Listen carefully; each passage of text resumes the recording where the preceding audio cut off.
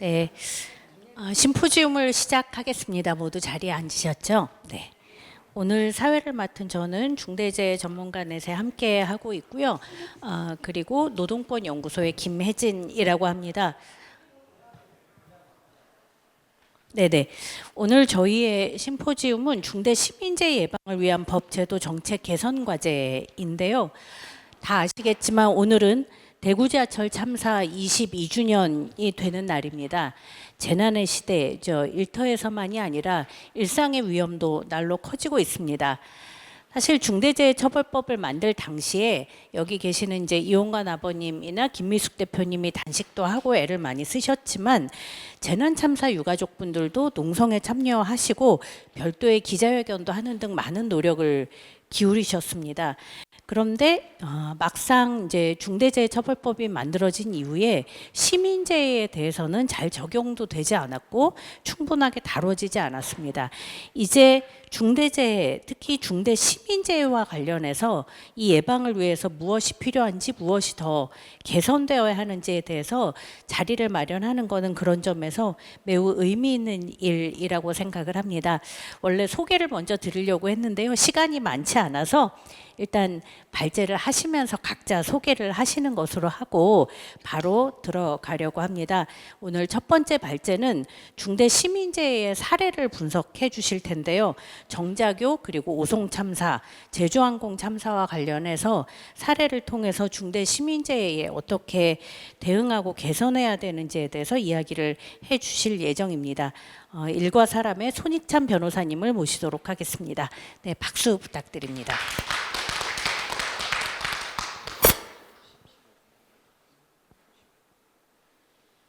네, 안녕하세요. 바로 시간이 부족한 관계로 바로 말씀드리겠습니다.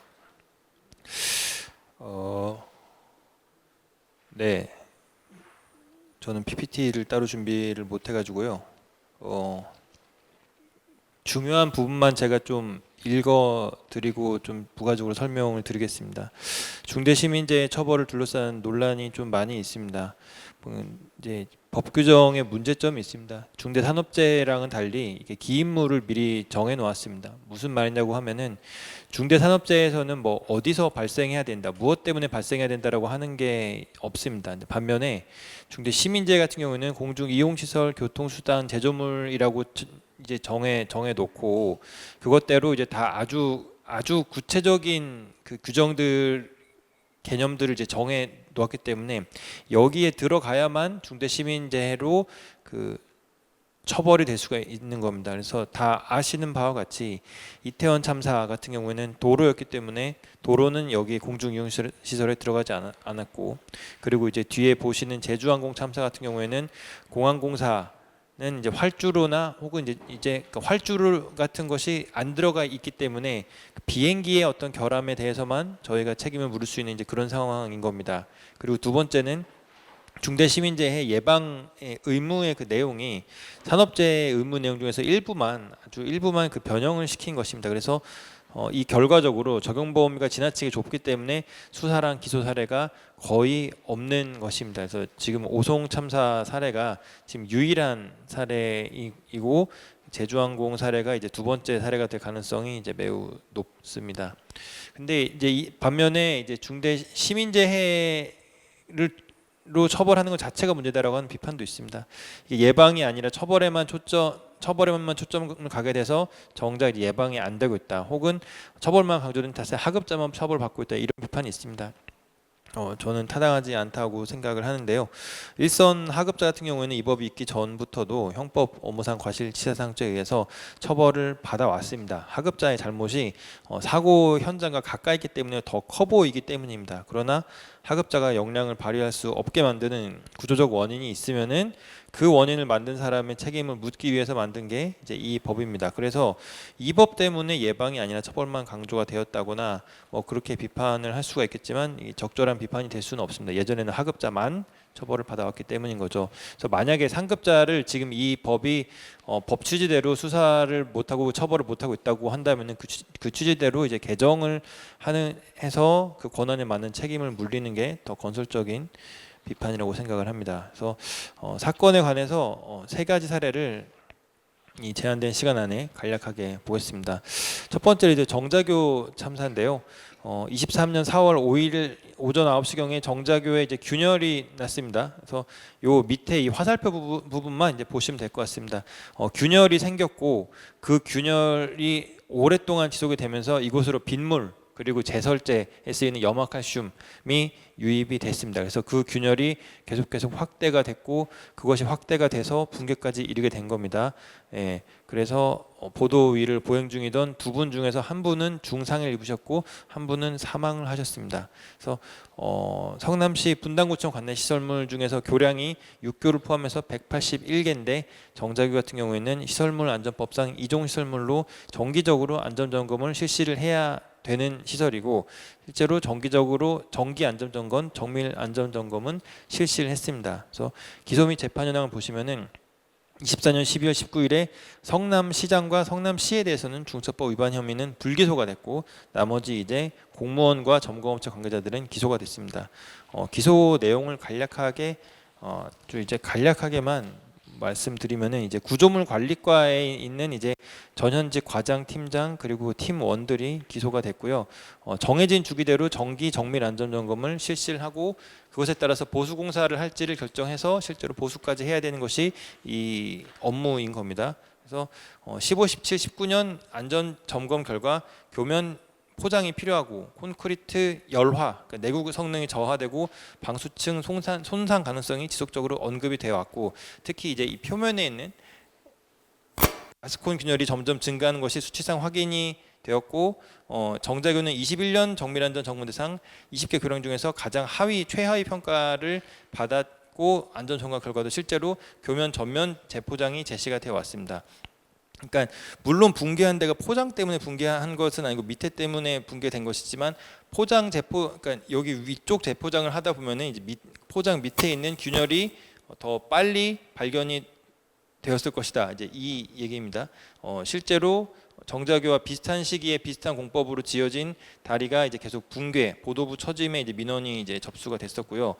이런 그 위험성이 미리 제기가 됐음에도 불구하고 교량 공사를 이제 적절하게 시행을 하지 않아서 붕괴에 이르게 했다라고 하는 것으로 기소가 됐습니다. 그러면은 성남시장은 이제 왜 불기소가 되었는가? 그 불기소 이유서를 살펴보니 안전 점검 자체는 법령이 정한 축에 따라서 이행이 됐고 그러나 그것을 담당 공무원들이 해석을 함에 있어서 이거를 제대로 시행을 하지 않았다, 공사를 하지 않았다. 그리고 인력 예산 그리고 안전계획 점검 결과에 따른 조치 업무 처리 절차에 일부 미흡한 요소가 있더라도 22년 7월 1일 날에 그 사고 당시에 사람이 이제 성남시장으로 이제 그 당선이 돼서 부임한 이후에 그 의무 위반에 따른 관리 시스템 미작동으로 인해서 교량 유지 관리가 소홀하게 되었거나 정자교가 붕괴되었다고 보기는 어렵다라고 보았습니다. 그래서 검토할 점은 간략하게 말씀을 드리면은 성남시장이 불기소가 된 가장 큰 이유가 이제 임기 시작하고 오랜 시간이 지나지 않아서 사고가 발생했기 때문인 것으로 보입니다. 그렇다면 이제 그 밑에 하급자 공무원 같은 경우는 이제 전임 담당들도 이제 다 기소가 되었단 말이죠. 그러면 현임 시장의 불법성이 그렇게 크지가 않았다고 한다면은 안전보건 관리 체계가 제대로 작동하고 있는지를 따져서 전임 시장한테는 책임을 물을 수 없었는지를 그걸 왜 적극적으로 검토하지 않았는지는 이제 여전히 이제 의문입니다. 또 하나는 이제 검찰의 결론은 결국에는 안전보건 시스템은 제대로 있었고 시행도 되고 있었지만 하급자들이 점검 결과에 대해서 경각심을 갖추고 이행하지 못해서 참사가 발생했다라고 하는 것인데 죄송합니다. 이제 그렇더라도 시행령 10조에서는 반기 1회 이상 법에서 정해진 대로 점검을 하고 그 점검 및 보고 결과에 따라서 인력을 배치하거나 예산을 추가로 편성 집행하도록 하는 등 중대시민재해 예방에 필요한 조치를 하여야 하는 것인데 그렇다면 최소한 성남시에서 어떤 시스템을 갖추고 있었다고 하더라도 아마 노후 교량이 정자교 외에도 많은 교량들이 노후화됐다고 보고를 받았을 텐데 그럼 여기에 맞는 유지보수와 관련된 전문성 있는 인력을 더 늘리거나 예산을 추가로 편성해서 집행하는 그런 조치를 다 했는지, 이 점에 관해서 수사가 제대로 되었는지도 외부에서는 참 알기가 어렵습니다. 그래서 그런 의문점이 좀 강하게 남는다라고 볼 수 있겠습니다. 두 번째 사건은 이제 오송 참사 사건인데요. 저도 이제 시민 진상조사위원회 위원으로 위촉이 돼서 활동해서 이 사건은 잘 알고 있습니다만은 그 일반적으로 좀 이 사건의 아주 자세한 부분까지는 좀 공개된 부분이 별로 없는 것 같아서 이거는 좀 제가 사실관계를 자세하게 분석을 했습니다만 최대한 시간 압박이 있기 때문에 중요한 부분 위주로 말씀드리겠습니다. 첫 번째 이제 사건 개요 48조 사건 개요 부분의 첫 번째 동그라미를 보시면은 이제 미호 강이 있고요. 이 강이 천이라고 하는 천과 합류를 하는 지점이 있습니다. 거기 이제 저지대가 있어요. 하천 두 개가 합류를 하고 있기 때문에 그래서 네, 그곳에 있는 이 지하차도 죄송합니다. 요 궁평 이 지하차도는 그 병목 지점에 저지대에 있기 때문에 침수 위험 지하차도로 선정이 돼서 분류가 되어 있었습니다. 그런데 이 부근에 그 미호천 교라고 하는 다리가 있어요. 다리가 왕복 4차선인데 요거를 왕복 6차로 다리를 확장하는 공사를 하고 있었던 겁니다. 근처에서. 그런데 이 공사는 행정중심복합도시건설청, 그러니까 세종시 인근의 인프라를 건설하기 위한 이 건설청이라고 하는 곳에서 발주를 했던 거고, 이 다리 공사의 시공사가 금호건설이었던 겁니다. 그래서 이 미호강 자체에는 제방이 있습니다. 이 제방은 저도 직접 가서 봤었는데 이게 일제 때 지은 1935년도에 지은 건데, 이게 일제 때 지은 거라고 해서 뭐 허술한 제방이 아니고 굉장히 높고 든든한 게 지어진 제방이라고 하고, 그 현지 주민분들 말에 따르면은 이 제방을 지은 이후로 한 번도 제방을 넘쳐선 적이 없었다라고 할 정도로 이게 굉장히 아주 옛날, 거의 한 100년 전에 지은 거긴 하지만 계획을 잘 해서 지은 제방이 있었습니다. 그런데 이 다리를 짓는 공사를 함에 있어 가지고 건설 차량이 오가는 통행로를 확보하기 위해서 이 제방의 윗부분 일부를 이제 자른 겁니다. 그러니까 건설청이 하천 점용 허가를 받아서 이 공사를 진행을 하긴 했지만 이 제방을 절개하는 것에 대해서는 허가를 받지를 않았었던 거고, 이걸 실제로 절개한 시공사 입장에서도 건설청한테 협의를 하거나 혹은 하천관리청인 청주시청에다가 어떤 허가를 받거나 이런 건 없이 제방을 절개했었던 겁니다. 그래서 이제 48쪽 밑에서부터 보시면은 시공사가 21년 9월 28일부터 10월 25일까지 제방 일부를 절개를 했습니다. 그리고 나서 22년 장마철이 오니까 이때는 다시 제방 일부를 다시 쌓아 놓습니다. 그랬다가 22년 10월이 이제 49페이지인데요. 22년 10월이 되면은 이 임시제방을 이제 도로공사를 해야 되니까 다시 그 일부를 철개해서 다시 절개를 해놓습니다. 그런데 그러면은 이제 23년 우기가 오면은 22년처럼 다시 임시제방을 만들어놔야 되는 거잖아요.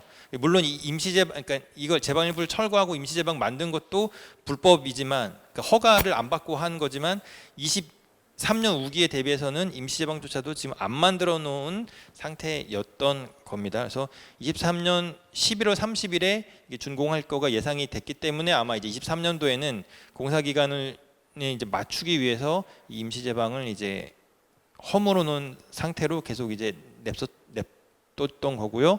그 결과는 뭐 다 아시는 바와 같이 7월 14일과 15일 사이에 호우가 집중이 됐고, 시공사 측이 15일 새벽 5시 30분에 이르러서야 이제 긴급하게 어떤 공사를 해보려고 했지만 이미 늦었기 때문에 그 허물어진 제방 쪽으로 물이 다 넘어와서 결국에는 임시제방 전체가 유실이 되고 인근에 있던 지하차도가 이제 침수가 돼서 14분이 돌아가시고 16분이 상해를 입은 사건입니다. 50쪽 보시면요, 기소 및 재판 현황인데 지금까지 이제 5차례 기소가 이제 있었습니다. 이 내용은 자세한 내용은 생략을 하고 이제 4차 기소에서 충북 철도 공무원과 청주시 공무원이 이제 불구속 기소가 됐었고, 이제 5차 기소, 가장 최근 기소가 청주시장, 그리고 건설청장, 그리고 금호건설의 대표이사, 이 세 명이 한꺼번에 중첩법으로 기소가 된 겁니다. 청주시장이 기소가 된 이유는 하천법상의 그 의무 내용이 뭐 자세하게 많이 있습니다. 시설물 안전법상 점검 실시 의무, 상시 순찰해야 되고, 어떤 불법 점용이나 훼손 행위를 단속해야 되고, 훼손자에 대해서 원상복구 지시를 해야 되는데, 그런 업무를 하기에는 청주시의 인력이 굉장히 부족했다. 그리고 필수 인력도 없이 안전점검을 실시하거나 제방점검 생략하고 점검 결과 이상이 없는 것처럼 허위 내용 등록을 했음에도 업무 실태나 인력 예산 상황을 점검 개선하지 않았다. 이것으로 인해서 이제 청주시장이 중첩법으로 기소가 됐었고요. 건설청장 같은 경우에는 이제 그 하천 점용 허가를 받은 그 청의 이제 대표자로서 그 본인이 점용 허가를 받은 곳에 관해서 합법적으로 공사가 이루어지고 있는지를 제대로 점검하지 않았다라고 하는 것이고, 시공사는 실제로 그 제방을 점유를 하는 사람으로서 시공사 대표이사로서 해야 되는 그 점검 업무를 제대로 하지 않았다. 이렇게 기소가 된 겁니다. 충북 도지사 같은 경우에는 좀 납득하기가 어렵지만 불기소가 이제 됐습니다. 그래서 불기소된 이유는 사전에 어떤 인력이 확보가 돼 있었고, 매뉴얼도 있었고, 상반기 훈련도 되어 있었다. 그리고 침수 시 자동 진입 차단 시설 설치를 예산을 확보하려고 하는 노력도 이제 있었다. 이제 이렇게 봤는데요. 다음 이제 52페이지를 보시면은 네. 충북 공무원들이 매뉴얼대로 지하차도를 통제하지 못해서 기소된 것과는 달리, 도지사의 경우에는 이제 서류상의 어떤 그 시스템을 잘 갖춘 것처럼 그 서류상 준비를 잘했기 때문에 불기소가 된 것으로 보이는데, 정자교와 이제 마찬가지 비판이 가능합니다. 일선 공무원들이 그러니까 기존에 갖추어진 체계대로 업무 수행을 못했다면은 결국에는 이제 그 경영 책임자인 도지사 차원에서 지원을 충분히 인력과 예산을 해주지 못해서 이런 일이 발생한 것이 아닌가, 이런 비판이 가능할 것 같습니다. 시간이 조금 지났는데 제주항공 부분만 마지막 말씀드리겠습니다. 제주항공 참사는 이제 또 최근에 언론에 워낙에 좀 많이 나와서 자세한 사고 경위는 제가 다시 말씀을 드리지는 않겠습니다. 53페이지에 이제 사고 원인으로는 크게 세 가지가 논의가 되고 있습니다. 첫 번째는 이제 여객기 기체 자체에 결함이 있는 것이 아닌가. 그러니까 조류 충돌이 있었다고 하더라도, 그러니까 조류 충돌이 랜딩 기어를 내리지 못한 것이 직접 원인이라고 하더라도 그 여객기 자체에 결함은 없었나. 그리고 두 번째로는 조류 충돌을 예방하거나 혹은 미리 경고할 수 있는 시스템이 없었다고 하는 거. 마지막으로는 그 폭발이 직접적으로 있었던 로컬라이저를 세워놓은 둔덕, 철근 콘크리트 둔덕이 이제 거기에 왜 있었나라고 하는 겁니다. 그래서 주목해야 되는 점은 중첩법 적용 관련돼서는 아까 서두에 말씀드린 대로 공항 시설의 경우에는 활주로나 그 부속 시설이 공중 이용 시설에 이제 없습니다. 그 대합실만 있기 때문에 이 활주로랑 관련된 어떤 결함이 있다고 하더라도 중첩법으로는 지금 책임을 물을 수가 없는 상황이고, 활주로를 이용하는 과정에서 발생할 수 있는 위험, 조류 충돌도 마찬가지입니다. 그러니까 결국에는 아까 처음에 말씀드렸던 요런 기물의 결함, 설치나 관리상의 결함이 있는 경우에만 중대시민죄로 책임을 물을 수 있다라고 법을 만들어놨기 때문에 이제 이런 문제가 발생하고 있다라고 하는 거고요.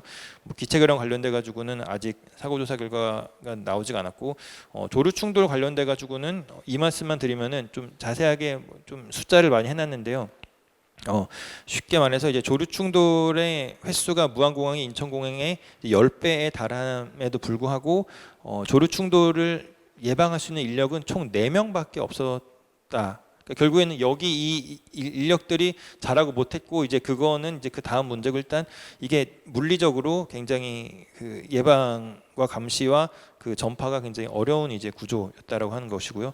마지막으로 이제 이 로컬라이저 둔덕과 관련돼서 말씀드리면은, 활주로 끝단에서부터 240m 이내의 시설은 부러지기 쉬운 재질, 그러니까 이 사건처럼 동체 착륙이 언제든지 발생할 수 있기 때문에 최소한 240m는 부러지기 쉬운 재질로 확보를 해놔야 되는데, 이 둔덕은 2007년에 처음 만들 때부터 철근 콘크리트 재질로 되어 있었기 때문에 이것을 처음 만든 국토부가 결코 그 책임으로부터 자유로울 수가 없고, 또한 매년 이 시설 기준에 따라서 공항이 운영되고 있는지를 매년 그 공항 운영 검사를 통해서 검사를 하고 이게 기준에 미달이 되면은 공항 운영 증명이 취소가 됩니다. 그러면 무항공항 운영을 못 하게 되는 건데 이것을 매년 눈 감아줬다라고 하는 비판을 피하기가 어려운 상황인 겁니다. 이 사항은 좀 시간 많이 지체됐지만 첫 번째 발제 마치겠습니다. 네, 고생 많으셨습니다. 일단 시민재해를 예방하기 위해서는 무엇보다 인력과 예산이 매우 중요한데요. 안전보건 관리 체계가 있다는 것만으로 책임을 모면하고 결국 인력과 예산에 대한 책임을 지지 않는 게 얼마나 심각한 문제인지에 대해서 이야기를 해주셨습니다. 또 한편으로는 제주항공의 사례를 통해서 중대재해처벌법상의 적용 범위가 이렇게 협소하게 규정되어 있는 것이 과연 타당한가 이런 질문도 제기를 해주셨고요. 정자교나 우송참사 모두가 다 검사와 점검, 인력과 예산이라고 하는 측면에서 단지 안전보건 관리 체계만으로 접근할 것이 아니라 그런 부분도 함께 봐야 된다는 점들을 제기를 해주셨습니다. 이어서 발제를 들으려고 하는데요. 중대 시민재해 예방을 위해서는 안전보건 관리 체계가 잘 구축되어 있어야 하는데 앞에서도 사례를 통해서 설명을 하셨지만 과연 그 실태는 제대로 되어 있는지 개선 과제는 무엇인지에 대해서 이야기를 해주실 분입니다. 서울사이버대학교 안전관리학과의 강태성 교수님께서 발제를 해주시도록 하겠습니다. 네, 박수를 좀 부탁드립니다.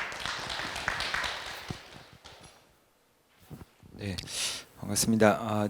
사실 오늘 핵심 발제는 지금 들으신 손익찬 변호사님 발제인데요. 우리가 중대 시민재해에 대해서는 이제 익숙하지 않습니다. 입법 시에 이제 논쟁도 있었고 해서 그 당시에 알고 계신 분들은 계시겠지만 그 이후로 다시 환기할 기회가 없었던 것 같아서 발제 2를 잡았던 것이고요. 주로 이제 법령에 입각해서 해설집을 만든 당국이 어떻게 이제 지금 움직이고 있는지를 좀 보려고 했습니다. 하지만 미미했고요. 그래서 제가 발제문을 작성했을 때 우리 토론자분들께서 토론거리가 없다고 생각을 하셨을 것 같습니다. 그래서 아마 법령에 대해서 주로 이제 토론을 하실 것이고 더 구체적으로 말씀을 하실 것으로 보이기 때문에 제가 가급적이면 이제 10분 정도에 끝내도록 하겠습니다.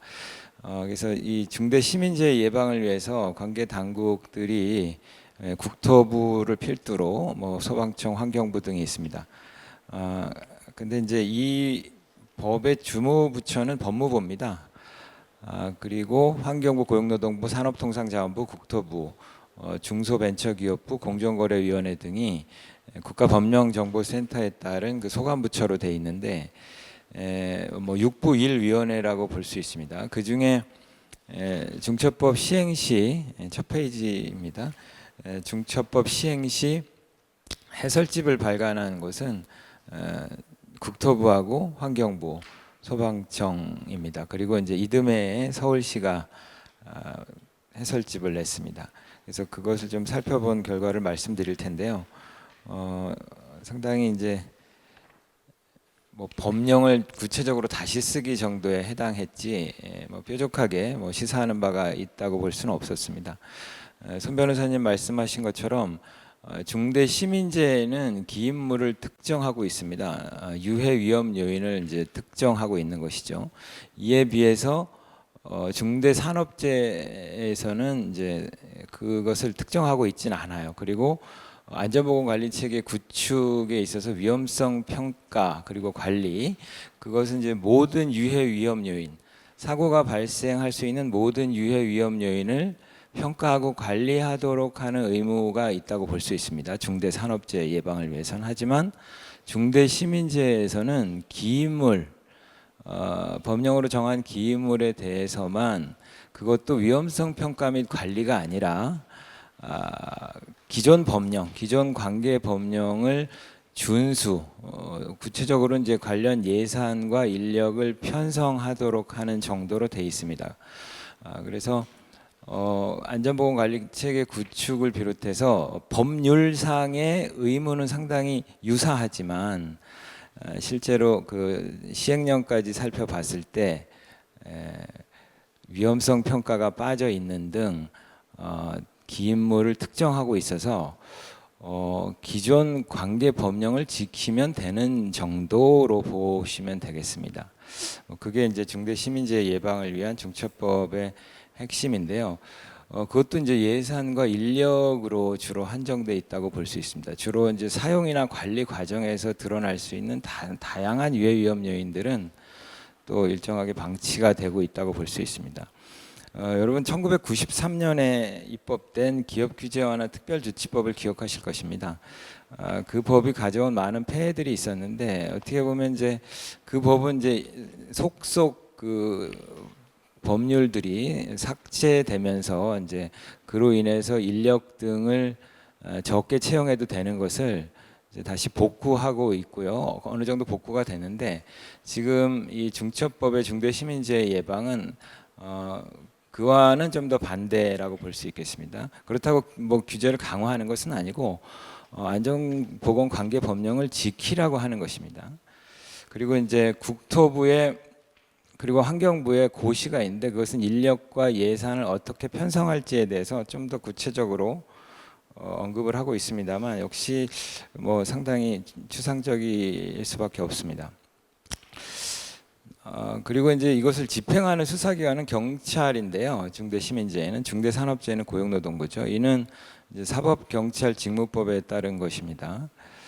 그래서 대검찰청이 이제 주로 수사 기소를 담당하고 있는데 대검과 고용노동부, 경찰이 수사기관 대책협의회를 이 법 시행 직전에 했었던 것을 제외하고는 그 이후로 관련된 움직임은 없습니다. 그래서 집행기관이나 또는 수사기관 등에서 소관부처나 수사기관 등에서 특별하게 이렇게 활동하는 것들이 목도가 되지 않고 있습니다.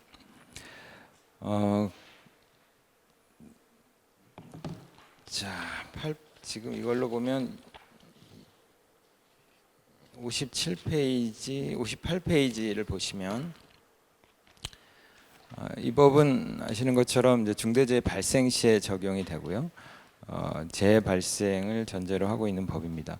그리고 이제 공중이용시설, 공중교통수단 뿐만 아니라 이제 원료 및 제조물, 지금 말씀하신 손 변호사님 말씀하신 사항 공중이용시설과 공중교통수단 사례였는데 원료 제조물 사례는 아직 발생하지 않았습니다.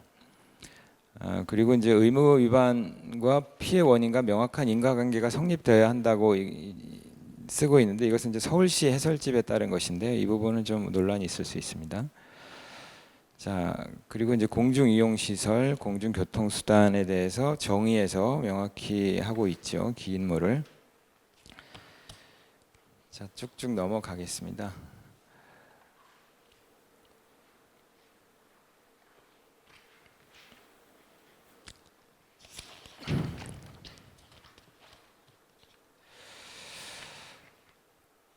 그래서 원료 및 제조물에 관해서는 이제 환경부가 담당하고 있는데 실은 산업부가 제조물에 대해서는 담당을 해야 되고 별도의 해설집을 발간을 하는 것이 타당한데 환경부로 일임을 한 것으로 보입니다. 그 관계 법령에 대해서 환경부가 발간한 이 원료 제조물에 관한 중대 시민재해 해설집에서 그 끄트머리에서 산업부 소관법령인 뭐 제조물법이라든지 어린이 안전 제조물법 등을 이제 열거하는 것으로 약하고 있습니다. 그리고 이제 환경부의 이제 원료 제조물에 관한 그 해설집에 따르면 뭐 독성 가스부터 해서 농약, 유해화학 물질 등등 그 관계 법령을 명시를 하고 있습니다.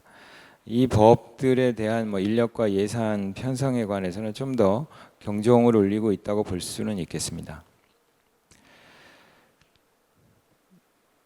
공중이용시설에 관해서는 이제 손 변호사님 발제로 가름을 하고요.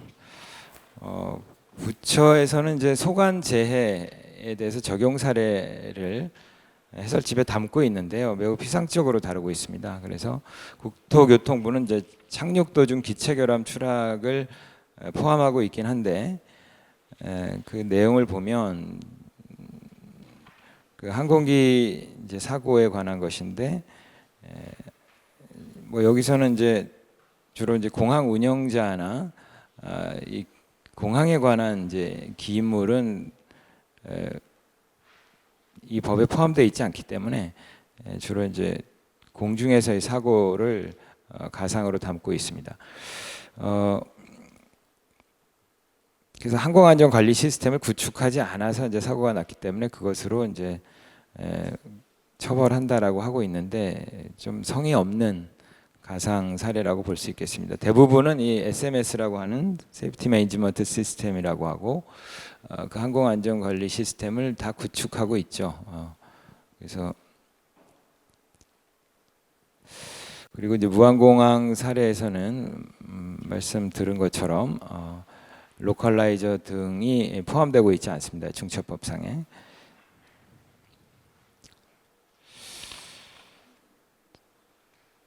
그리고 이제 이에 비해서 만약에 중처법에서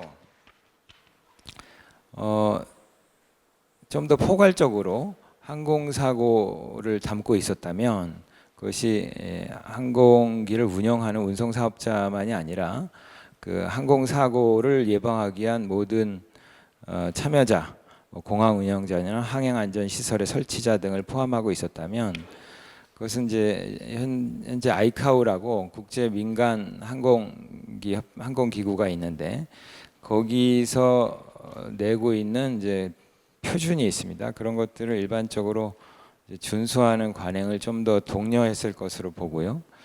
그랬을 때 아마도 로컬라이저가 좀 더 깨지기 쉬운 구조로 되는 것들도 빨리 도입하지 않았을까 하는 그런 추정도 해봅니다. 자, 그리고 소방청의 가상 사례는 이제 유흥주점 화재를 다루고 있습니다. 또한 매우 단순하게 다루고 있어서 크게 뭐 시사하는 바가 있지는 않습니다.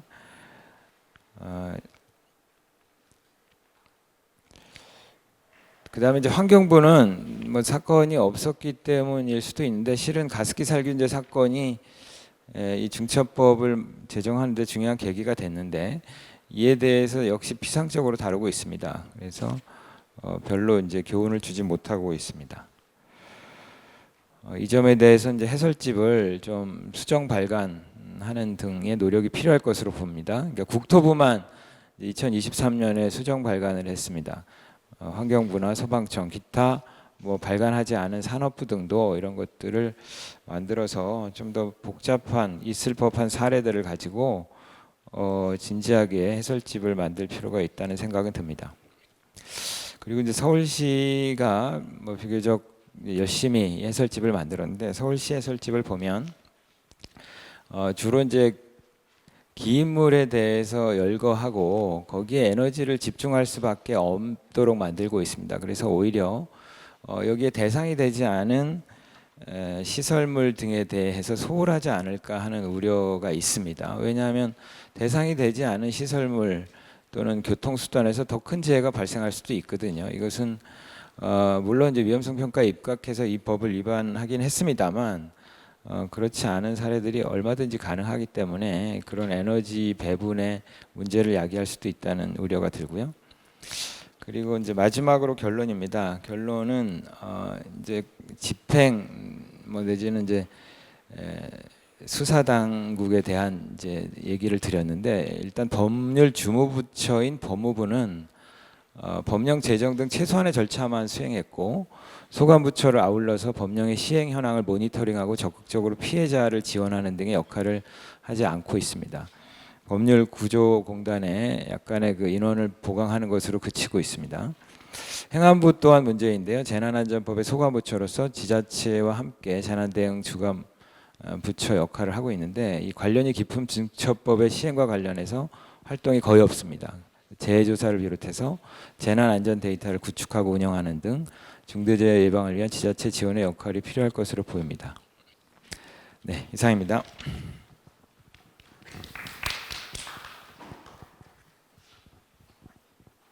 네, 시간을 지켜주시느라고 좀 꼼꼼하게 보면 좋을 내용들을 이렇게 쭉 넘어가 주셨는데요.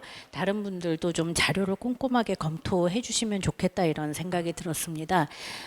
일단 말씀해 주신 것은 소방청, 국토부, 환경부의 지침을 좀 분석해 가면서 정말로 중대 시민재해에 대해서 얼마나 예방 체계가 구축되어 있는가를 좀 살펴주신 건데요.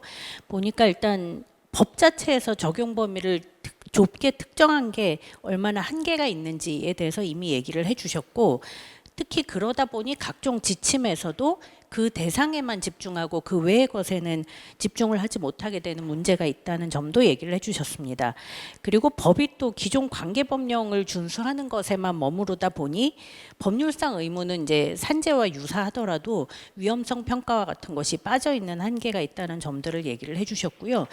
특히 소방청, 국토부, 환경부의 지침을 쭉 분석을 해주셨는데, 문제는 이 세 곳만 지침을 갖고 있다는 게 더 큰 문제겠죠. 이 지침이 갖고 있는 한계도 한계이지만 법무부가 적극적인 역할을 하지 않고 행안부도 노력을 하고 있지 않는 것, 그리고 특히 집행을 담당하는 기관인 경찰이나 검찰이나 이런 데에서도 특별한 논의나 활동을 통해서 이런 것을 분석하고 대응 체계를 마련해야 되는데 그렇지 않고 있는 것을 보건대 전반적으로 시민재해 예방을 위한 노력들은 매우 부족하고 중대재해처벌법 자체가 각 지자체나 각 기관들에게 좀 긴장을 불러일으키지는 못하고 있는 것 같다. 이런 점에서 좀 안타까운 마음들이 있습니다. 네. 발제해 주신 두 분에 이어서 지정토론 네 분의 이야기를 들으려고 하는데요. 지정토론자들께도 시간을 많이 들이지 못할 것 같아서 죄송합니다. 10분씩 얘기를 좀 마무리해 주시면 좋을 것 같습니다. 먼저 그 스텔라 데이지호 침몰 참사를 통해서 보는 중대 시민재해 예방과 관련해서 스텔라 데이지호 침몰 참사 대책위원회 부대표이신 허경주 님께서 토론을 이어주시도록 하겠습니다. 네, 반갑습니다. 저는 스텔라데이지호 침몰참사 대책위원회 부대표를 맡고 있는 허경주라고 합니다.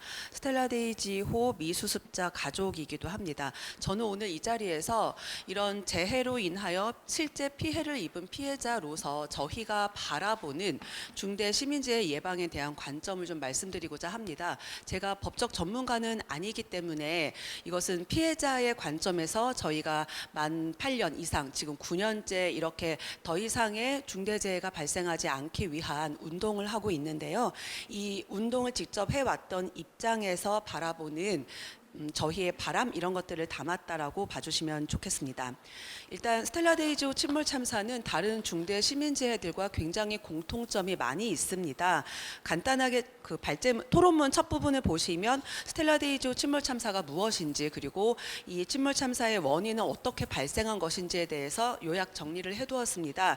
물론 스텔라데이지호는 현재 아주 깊은 바닷속 심해 속에 잠겨 있는 상태고, 이 스텔라데이지호를 실제로 심해 수색을 하기 전까지는 정확한 원인을 알 수는 없는 상태이지만, 그나마 가장 권위가 있는 공공기관인 부산 해심원에서 스텔라데이지호 침몰의 원인을 세 가지로 정리하고 있는데요. 격창적재, 그리고 불법으로 선박을 개조했던 것, 그리고 선박 유지 보수를 제대로 하지 않았던 것, 이 세 가지를 들고 있습니다. 구체적인 내용은 직접 읽어봐 주시길 부탁드리고요. 이 내용을 여기에 써놓은 이유는 다른 시민재해들과 굉장히 유사점이 있기 때문입니다. 다른 시민재해들도 마찬가지로 사전에 경고가 있었고 위험 신호가 있었음에도 불구하고, 그리고 즉 자연재해가 아니었음에도 불구하고 제대로 된 관리라든지 조치가 없었기 때문에 이런 참사가 발생하게 되었다는 점, 이것 때문에 스텔라데이지호의 침몰 원인에 대해서도 제가 간단하게 기록을 해두었습니다. 76페이지 다부터 보도록 하겠습니다. 스텔라데이지호는 폴라리스 쉬핑의 경영진이 노후 선박의 위험성을 충분하게 인지하고 있으면서도 안전관리나 정비를 등한시했기 때문에 발생했던 대표적인 사례입니다. 정자교 참사, 오송 참사, 아리셀, 그리고 제주 항공 여객기 참사까지도 모두 다 이미 구조적 위험이 존재했거나 혹은 기존에 위험 신호가 발생을 했었습니다. 그럼에도 불구하고 적절한 예방 조치가 이루어지지 않았기 때문에 이런 참사가 지속적으로 발생하고 있다라는 공통적인 문제점을 발견할 수가 있었습니다. 그렇기 때문에 저는 중대시민재해가 발생하게 되는 그 이유에 대해서 생각을 한번 해보았습니다. 먼저 예방 조치가 부족했다는 것, 그리고 위험 신호를 무시했다는 것입니다. 스텔라데이지호 침몰 참사에서도 선체가 균열이 있었고 그리고 변형이 일어났고 그 변형이 전문가들조차도 이렇게까지 심각한 변형은 본 적이 없다라고 했음에도 불구하고 이런 모든 문제점들을 알고 있던 경영진들은 오직 영업이익 때문에 혹은 비용 때문에 제대로 된 예방 조치를 하지 않았습니다. 정자교 참사 역시 아까 손익찬 변호사님께서 발표해 주신 것처럼 지속적으로 균열과 부식이 있었음에도 불구하고 제대로 된 조치가 이루어지지 않았고요. 오송 참사 그리고 제주항공 참사 역시 모두가 마찬가지였습니다. 이런 예방 조치를 제대로 하지 않았던 것 때문에 결국에는 커다란 참사로 이어진다는 것, 이것이 수많은 사례들을 통해서 저희가 뼈저리게 느끼고 있는 사실입니다.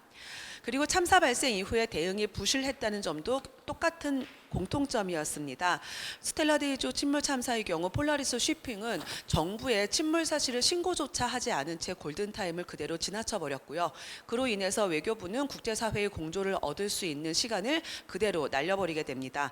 정자교 참사 역시 마찬가지입니다. 오송 참사, 제주항공 참사까지도 제대로 된 예방조치가 없었던 것도 문제이지만 이런 참사가 발생하고 난 이후에 정부기관 혹은 책임 있는 자들의 구체적이고 효과적인 대응이 부실하였고 그로 인해서 이후에까지 계속 참사로 인한 문제점이 확대되었다는 공통점을 찾을 수가 있었습니다. 그리고 79페이지 책임 회피와 법적 허점이 존재했다는 것도 똑같은 공통점이었습니다.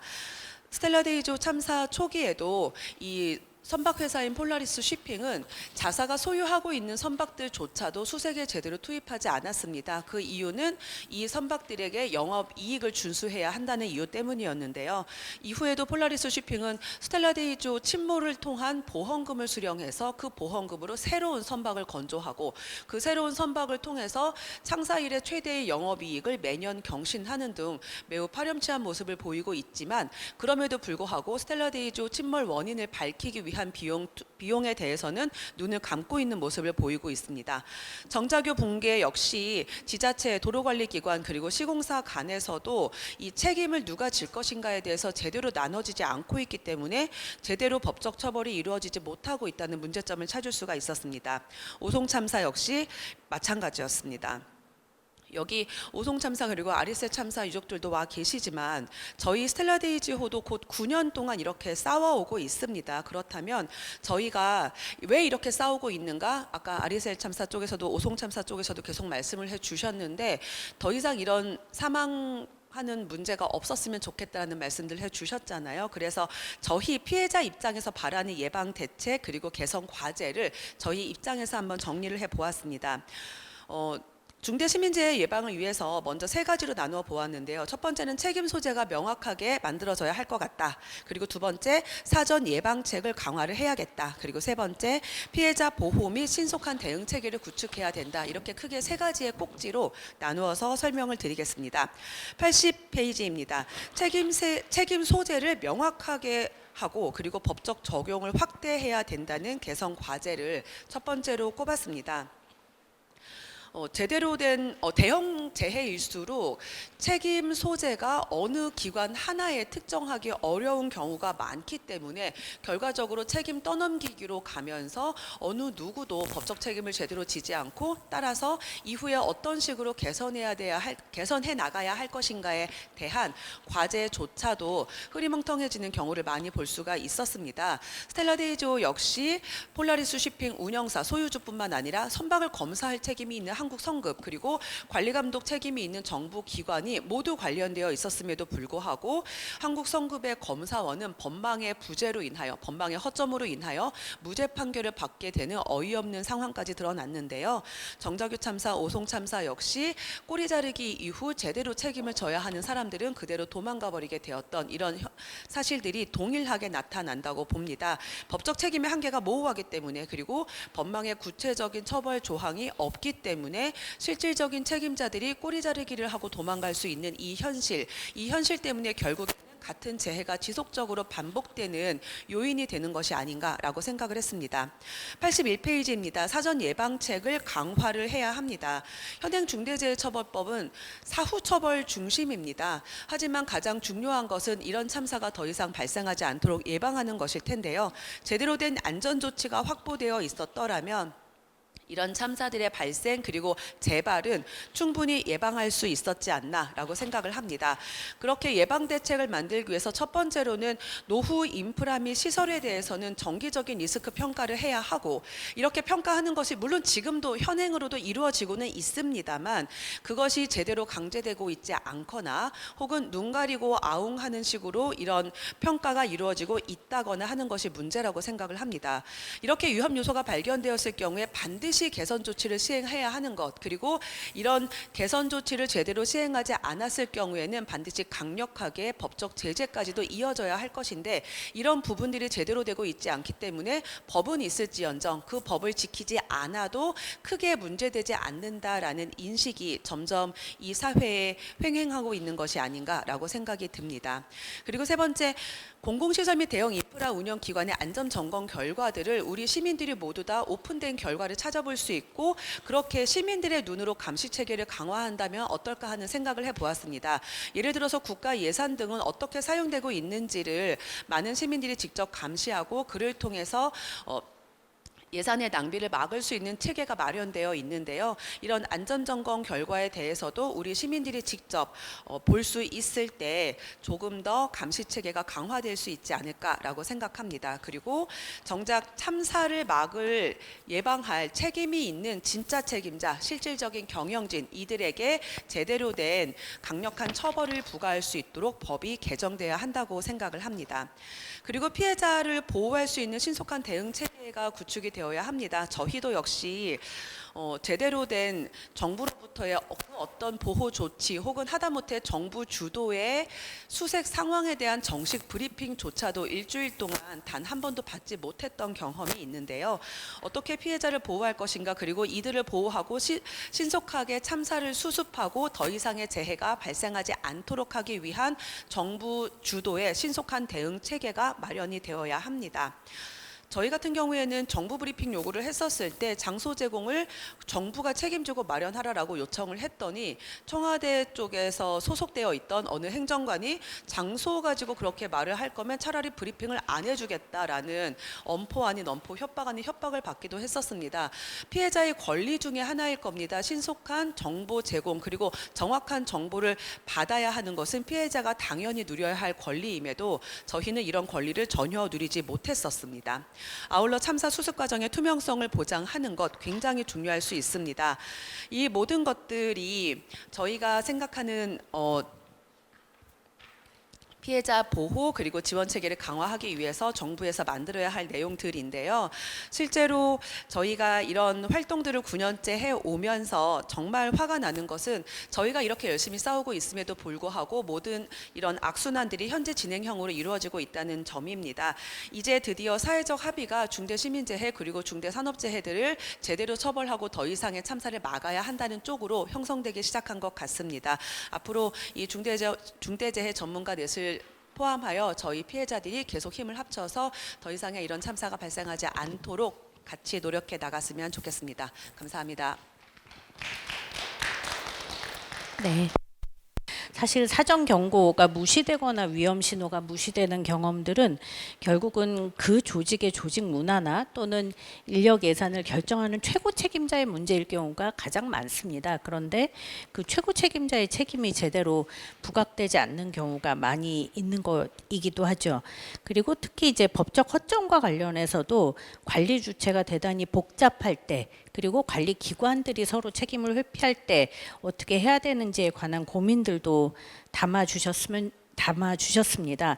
그 중대재해처벌법만이 아니라 그 중대재해처벌법을 개정하는 것만이 아니라 좀 책임 소재를 명확하게 하고 감독기관의 책임을 더 묻는 문제, 그리고 점검과 개선을 매우 엄격하게 하는 문제, 신속구조와 피해자 지원 체계를 마련할 문제에 대해서도 좀 이후 제도 개선이 필요하다는 의견을 주셨습니다. 네, 토론 감사를 드리고요. 두 번째 지정 토론 넘어가도록 하겠습니다. 제목부터 되게 의미심장합니다. 문턱을 없애야 된다. 그리고 제대로 된 진상조사를 해야 된다는 내용인데요. 김용균 재단 운영위원장이고 오송참사 진상조사위원이었던 권미정 운영위원장님의 토론을 이어서 듣도록 하겠습니다. 네, 문턱을 없애고 제대로 된 진상조사를 하자라고 하는 것이 저의 핵심적 이야기이기도 한데요. 근데 들어가면서 저는 그런 생각을 요즘 진짜 많이 합니다. 중대재해, 재난재해, 시민재해, 산재 이렇게 여러 가지 혼재되어 쓰고 있는데 중대재해처벌법에서는 정말로 간결하게 이 피해를 어떤 대상이 입고 있느냐에 따라서 산업재해와 시민재해로 나눕니다. 거기에 따라 피해 규모에 따라 중대라는 말을 붙이고 있을 뿐이어서 이제 토론문을 준비하면서 그런 생각이 들었습니다. 이 피해를 입고 있는 대상이 누구인가에 따라서 시민재해와 산업재해 그리고 어쩌면 우리가 재난재해를 혼용해서 써왔던 그것이 실제 이 범죄를 저지른 자가 누구냐에 따라서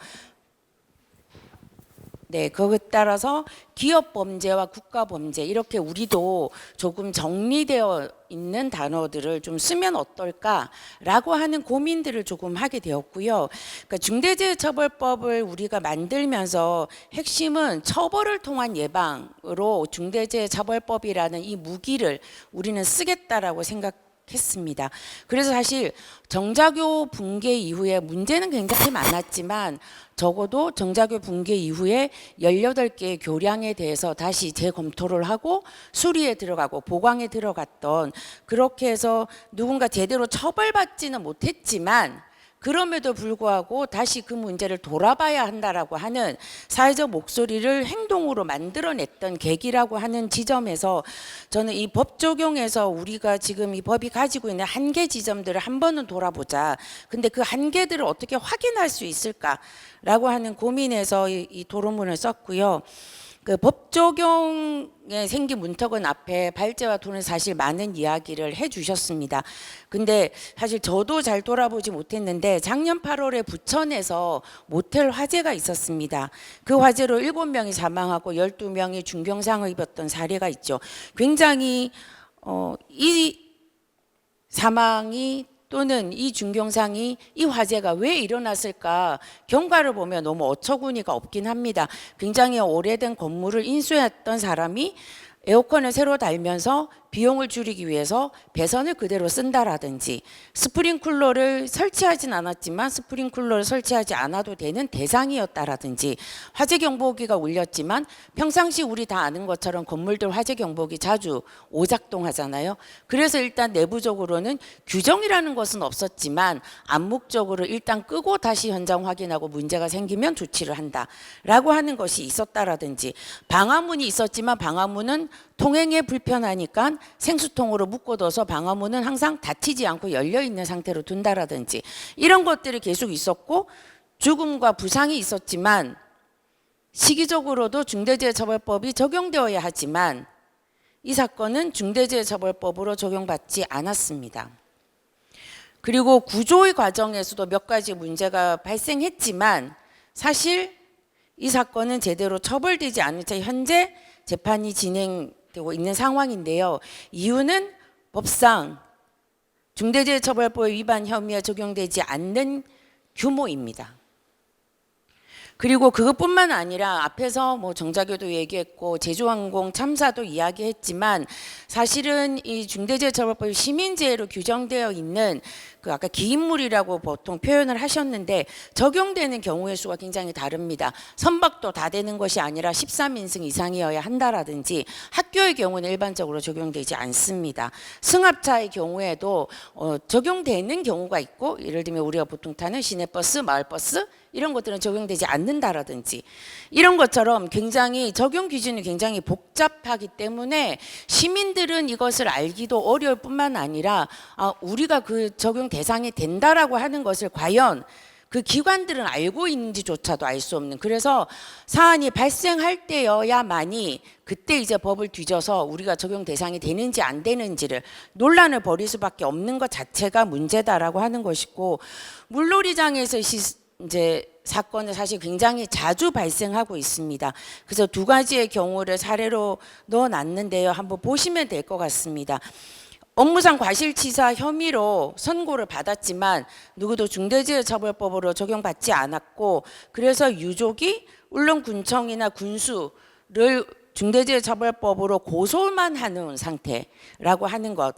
그래서 앞으로도 이런 물놀이 사고는 계속 발생할 텐데 그럴 때마다 이 규모가 어떠하냐, 어떤 기간이냐에 따라서 적용이 되고 안 되고가 너무 달라지는 것 자체가 이 법을 너무 무용지물로 만들고 있는 것 아닌가, 시민재해에 있어서.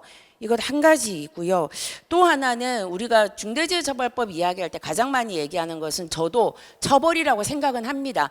그러나 이 처벌이라고 하는 것이 언제나 재판의 과정을 통해서만 된다라고 생각하지는 않지만 우리가 더욱더 재판에 신경을 쓰는 이유는 사실은 재판을 가기 전에 대부분 중대재해 발생의 책임자가 사과하고 제대로 재발 방지책을 내놓고 배보상을 하고 하면 이게 처벌이라고 하는 이것이 재판의 과정과 조금은 분리될 텐데 사실은 그런 과정을 기대하기가 어렵습니다. 그러다 보니 더욱더 사법적 판단에 우리는 기대게 되어 있는, 그래서 실제 이 시민재해가 발생했을 때 대부분의 이 피해자들은 이것을 가지고 싸우는 사회적 싸움의 시간과 재판 대응의 시간 두 가지를 겪게 됩니다. 그러나 실제 두 과정에서 보면 많은 피해자들은 이 법을 중심으로 해서 재판 대응 과정에서 더 많은 피해와 더 많은 고통을 받게 됩니다. 그런 과정에 보면 저는 그 지점에서는 사실 재판부의 인식의 판단과 재판부가 이 사회적 변화에 따른 기준의 변화들을 좀 적용시켜 주는 것들이 되어야 되지 않냐. 도대체 이 법을 왜 만들었는가에 대해서 좀 더 판단해야 한다고 생각하는데, 한 가지는 처벌 불원서입니다. 대부분 합의를 한다라거나 형식적 과정을 거칠 때 처벌 불원서를 받습니다. 그러면 재판부는 처벌 불원서를 제출했다는 이유만으로 감형을 해줍니다. 그래서 저는 기준을 바꿔야 한다. 피해자와의 합의와 사과는 이 피고로 자리에 서게 되는 그들의 필수 행위여야 한다. 그래서 이것을 했기 때문에 감형이 되는 것이 아니라 이것을 하지 않았을 때 가중처벌 요소가 되어야 한다라고 하는 한 가지만이라도 조금 바꿔야 되지 않냐라는 말씀을 좀 드리고 싶고요. 이 모든 과정을 제대로 하기 위해서라도 우리는 진상조사를 제대로 하는 것이 굉장히 필요한데, 진상조사 과정에서 핵심적으로 짚어야 하는 것은 안전보건관리 체계를 구축해야 되는 의무가 누구에게 있는가를 드러내는 과정이 사실은 진상조사라고 생각합니다. 이 과정은 그래서 누가 처벌받아야 하냐가 아니라 무엇이 필요했고 그 필요한 것을 어떻게 가능하게 했어야 하는지, 그리고 무엇을 안 했는지 했어야 되는데, 그러면 그것을 할 수 있는 권한은 누군가에게 있는가라고 하는 것을 찾아가는 과정이 진상조사의 과정이고, 그렇기 때문에 그것은 사고를 조사하는 과정과는 조금은 다르다라고 생각합니다. 그래서 사고조사와 진상조사를 좀 구분해 놨는데요. 오송 참사 진상조사위에서는 핵심적으로 고민했던 것은 이 조사, 이 진상조사는 참사가 어떻게 발생했는가를 현상을 드러내자가 아니라 참사가 발생하게 되었던 그 배경부터 포함한 전체 과정을 다루는 것이어야 한다. 그리고 그 과정에서는 피해자의 이야기와 개선안이 함께 도출되어야 한다라고 하는 것이었습니다. 과정에 국무조정실에 조사가 있었지만 굉장히 이 과정은 공무원들이 무엇을 하지 않았다라고만 드러났던 과정이어서 한계가 있다. 그래서 책임을 묻는 방식이었기 때문에 그것으로는 부족하다라는 것이었고요. 그래서 위법, 누가 법을 어떻게 어겼는가, 인과관계를 드러내는 방식으로서는 안 된다. 그래서 진상조사는 철저하게 법의 범위에 갇히지 않아야 한다라고 하는 것입니다. 그렇게 하기 위해서는 이 진상조사는 검찰의 수사만으로 되지 않고, 그래서 독립적 조사 기구가 필요하다는 것이고, 그래서 많은 분들이 독립적인 진상조사 기구가 상시적으로 있어야 한다라고 하는 의견들도 제출하고 있습니다.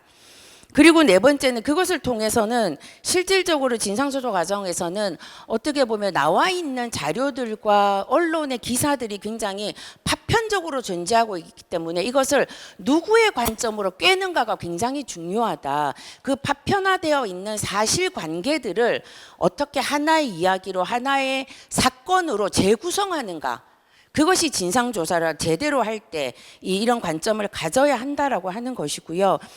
마지막으로는 이 진상조사 과정에 피해자들이 어떻게 참가하는가는 단순히 피해자들이 원하기 때문이다가 아니라 피해의 구체성이나 그다음에 이 피해 과정에서 드러났던 현장의 문제 제기들 이런 것들을 가장 잘 확인할 수 있는 것들이 피해자들이기 때문에 그들의 목소리와 그들의 시각에서 재해 순간들이 재구성되고 그 시간들이 굉장히 구체적으로 드러날 수 있어야 한다라고 하는 것입니다. 그래서 마지막은 이 사건이 어떻게 발생했다라고 하는 그 순간을 보지 않는다는 것은 사실은 이 재해를 통해서 어떤 경제적 손실이 있었는가라고 하는 피해 손실적 차원만의 이야기해서는 안 된다. 그래서 중대재해 이후에 남겨지는 우리 사회의 고통, 피해자의 고통, 그들의 피해의 규모, 그것이 저는 또 다른 재해라고 생각합니다. 그래서 이 재해의 조사는 그 과정까지 함께 담아주어야 한다. 그래서 중대재해 진상조사는 남겨진 공동체의 피해와 고통을 재해의 관점에서 다뤄줘야 한다라고 하는 내용들을 좀 포괄해야 한다. 그것이 오송 참사 진상조사의 과정이었다라고 생각하는 거고요. 나머지는 보시면 되지만 딱 한 가지 아까 이제 뭐 해설서 얘기도 하셨지만 과정에서 여러 가지 매뉴얼을 많이 봤습니다. 그 매뉴얼들이 굉장히 형해화되어 있고 이 매뉴얼만으로는 실제 담당자들이 제대로 이행하기가 어렵다라고 하는 것이 저희의 판단이고 그래서 매뉴얼의 문구를 잘 쓰는 것이 문제가 아니라 이 매뉴얼을 어떻게 이행하게 할 수 있는 구조를 상황을 만들어낼 수 있을 것인가를 좀 더 검토해야 한다라고 하는 의견까지 말씀드리고 마치도록 하겠습니다.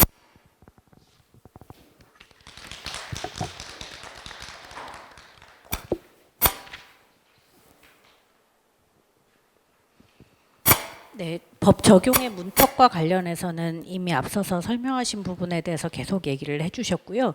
특히 재판과 관련해서 이 재판이 어떻게 법의 취지를 담을 수 있도록 할 것인가에 대해서 이야기를 해주셨습니다. 동시에 중대재해의 예방을 위해서는 제대로 구조적인 문제를 드러내야 되기 때문에 사고조사만이 아니라 진상조사가 왜 중요한지 그리고 그 진상조사에는 피해자의 피해까지 어떻게 담겨야 하는지에 대해서도 이야기를 해주셨습니다.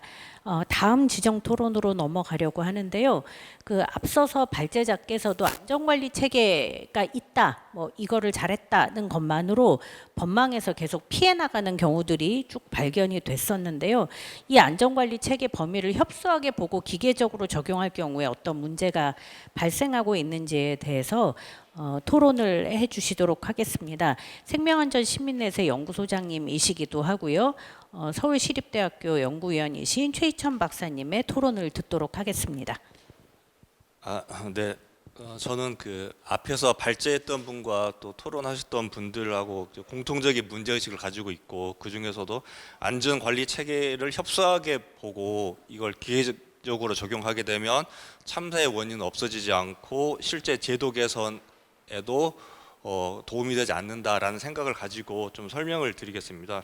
중대재해처벌법을 보면 이제 내용상을 제조물의 설계, 제작, 관리 그리고 뭐 설계, 설치, 관리상의 결함 이런 걸 하고 있는데 그 법 문구만 보고 봤을 때는 일단 그 뭐 붕괴를 중심으로 즉 붕괴되지 않으면 뭐 괜찮은 거 아닌가라는 그 장소나 시설물 자체로 좀 협소하게 보고 있기 때문에 이건 안전관리 체계를 시행령에서 규정하고는 있지만 그런 부분들이 잘 나타나지 않는다라고 볼 수 있을 건데요.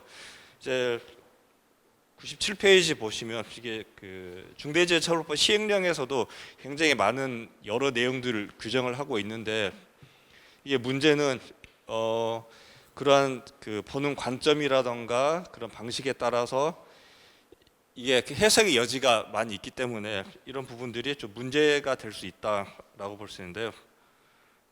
그 예를 들어서 이제 보게 되면 뭐 정부 기관이나 뭐 지방자치단체 이런 같은 경우를 예로 들면 거기에는 제가 그 오송 참사의 예를 들어서 좀 설명을 드리면 오송 참사에서 광역단체 잔치장은 불기소가 됐는데요. 그 중에 뭐 여러 가지가 있겠지만 뭐 자동 차단 시설 뭐 예산이 신청 중이었다라는 것 그리고 관련 부서 13명이 관련 부서가 있었고 13명 인력이 있었고 예산도 있었다. 그리고 매뉴얼을 찾아보니까 뭐 담당자가 해야 할 일이 규정돼 있었다. 즉 이런 내용들이 있어서 충분히 뭐 관리를 했다, 의무를 했다라고 의무를 하지 않았다라고 보기 어렵다라고 했는데 한번 이걸 우리가 해당 자치단체가 아니라 내가 만약 다른 자치단체 관련 업무 열심히 일하는 업무 담당자 입장에서 한번 보겠습니다. 그러면 그럴 거예요. 담당자라도 잘못한 게 있으면 당연히 처벌을 받아야지. 그런데 보니까는 매뉴얼이 지금 나는 관련돼서 지금 있는지도 없는지도 모르는데 나중에 내가 내 업무 범위에서 매뉴얼이 있었는데 거기에 한 줄 있었다라고 하면 내가 그런 무한책을 받아야 되는가? 그리고 이제 제방이 붕괴할 것 같다라는 신고가 있었고 또 서방도 출동했고 그리고 있었는데 정작 재난안전대책본부는 뭐 별 아무것도 하지 않았고 근데 내가 그러면은 이게 그 전체 단체의 책임 아니라면 나 혼자 그 책임까지 다 감당해야 되는가라고 이 불안감이 증폭될 수가 있죠. 그래서 이러한 이유로 인해서 이제 나 안전관리 재난 담당자 절대 발령내지 마라 그냥 휴직하겠다 이런 일도 발생할 수 있는 거라고 보는데 문제는 이게 그 법 자체에 규정하고 그 적용해서 행정의 안전관리 체계가 좀 형식적으로 규정돼 있기 때문에 그런 부분에서 좀 문제가 발생할 수 있다라고 볼 수가 있을 것 같은데요. 그렇기 때문에 이런 그 기존에 협소한 시설물 자체의 관점에서 보면 그러면 자동 차단 시설 설치하고 이태원 참사 같은 경우도 CCTV 설치했으니까 된 거 아닌가라는 잘못된 결론으로 이룰 수가 있고 그렇게 되는 거죠. 그리고 특히 이게 문제가 되는 게 중앙 부처도 마찬가지고 자치단체도 마찬가지인데요. 재난 관리라는 건 수많은 부서들이 서로 긴밀하게 엮여서 가는 거잖아요. 근데 이제 그런 부분들이 잘 안 나오고 사라져 버리게 되면 그러면 이걸 누구의 책임으로 물어야 할 것인가? 그리고 과연 기존에 뭐 판례나 그런 부분에서 물을 수 없다라고 하는데 그러면 담당자인 나만 나중에는 다 처벌할 수 있을 것인가? 라는 그러한 게 있기 때문에 그 부분은 좀 명확하게 즉 재난 대응 체계가 제대로 작동되도록 준비되는가라는 부분들을 중심으로 실제적으로 봐야 될 거고요. 이러한 부분들은 자치단체뿐만 아니라 산업재해에서 큰 기업들도 마찬가지라고 생각을 합니다.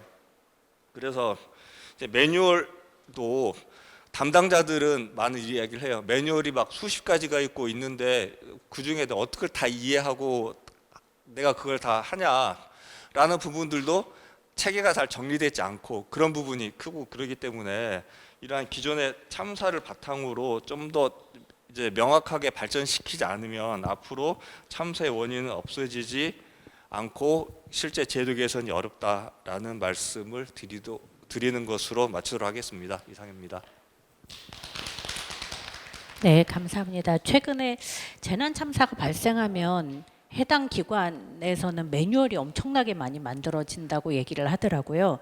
그런데 그 매뉴얼이 제대로 작동하게 만드는 그것을 실질적으로 가동할 수 있게 만드는 구조가 바뀌지 않는 이상 매뉴얼이 만들어지면 만들어질수록 실무 담당자에게 책임이 다 부과되는 그런 방식으로 가고 있는 거죠. 그래서 시설물에 중심을 두는 문제 그리고 이 재난 대응 체계가 갖추어져 있는가 또는 그 매뉴얼이 작동하게 만드는 또는 대응 체계가 제대로 작동하게 되는 그런 구조를 제대로 만들고 있는가를 들여다보지 않으면 결과적으로는 현장의 책임자들한테 무한 책임이 가게 되는 문제가 발생할 수밖에 없다는 점을 좀 짚어주셨습니다.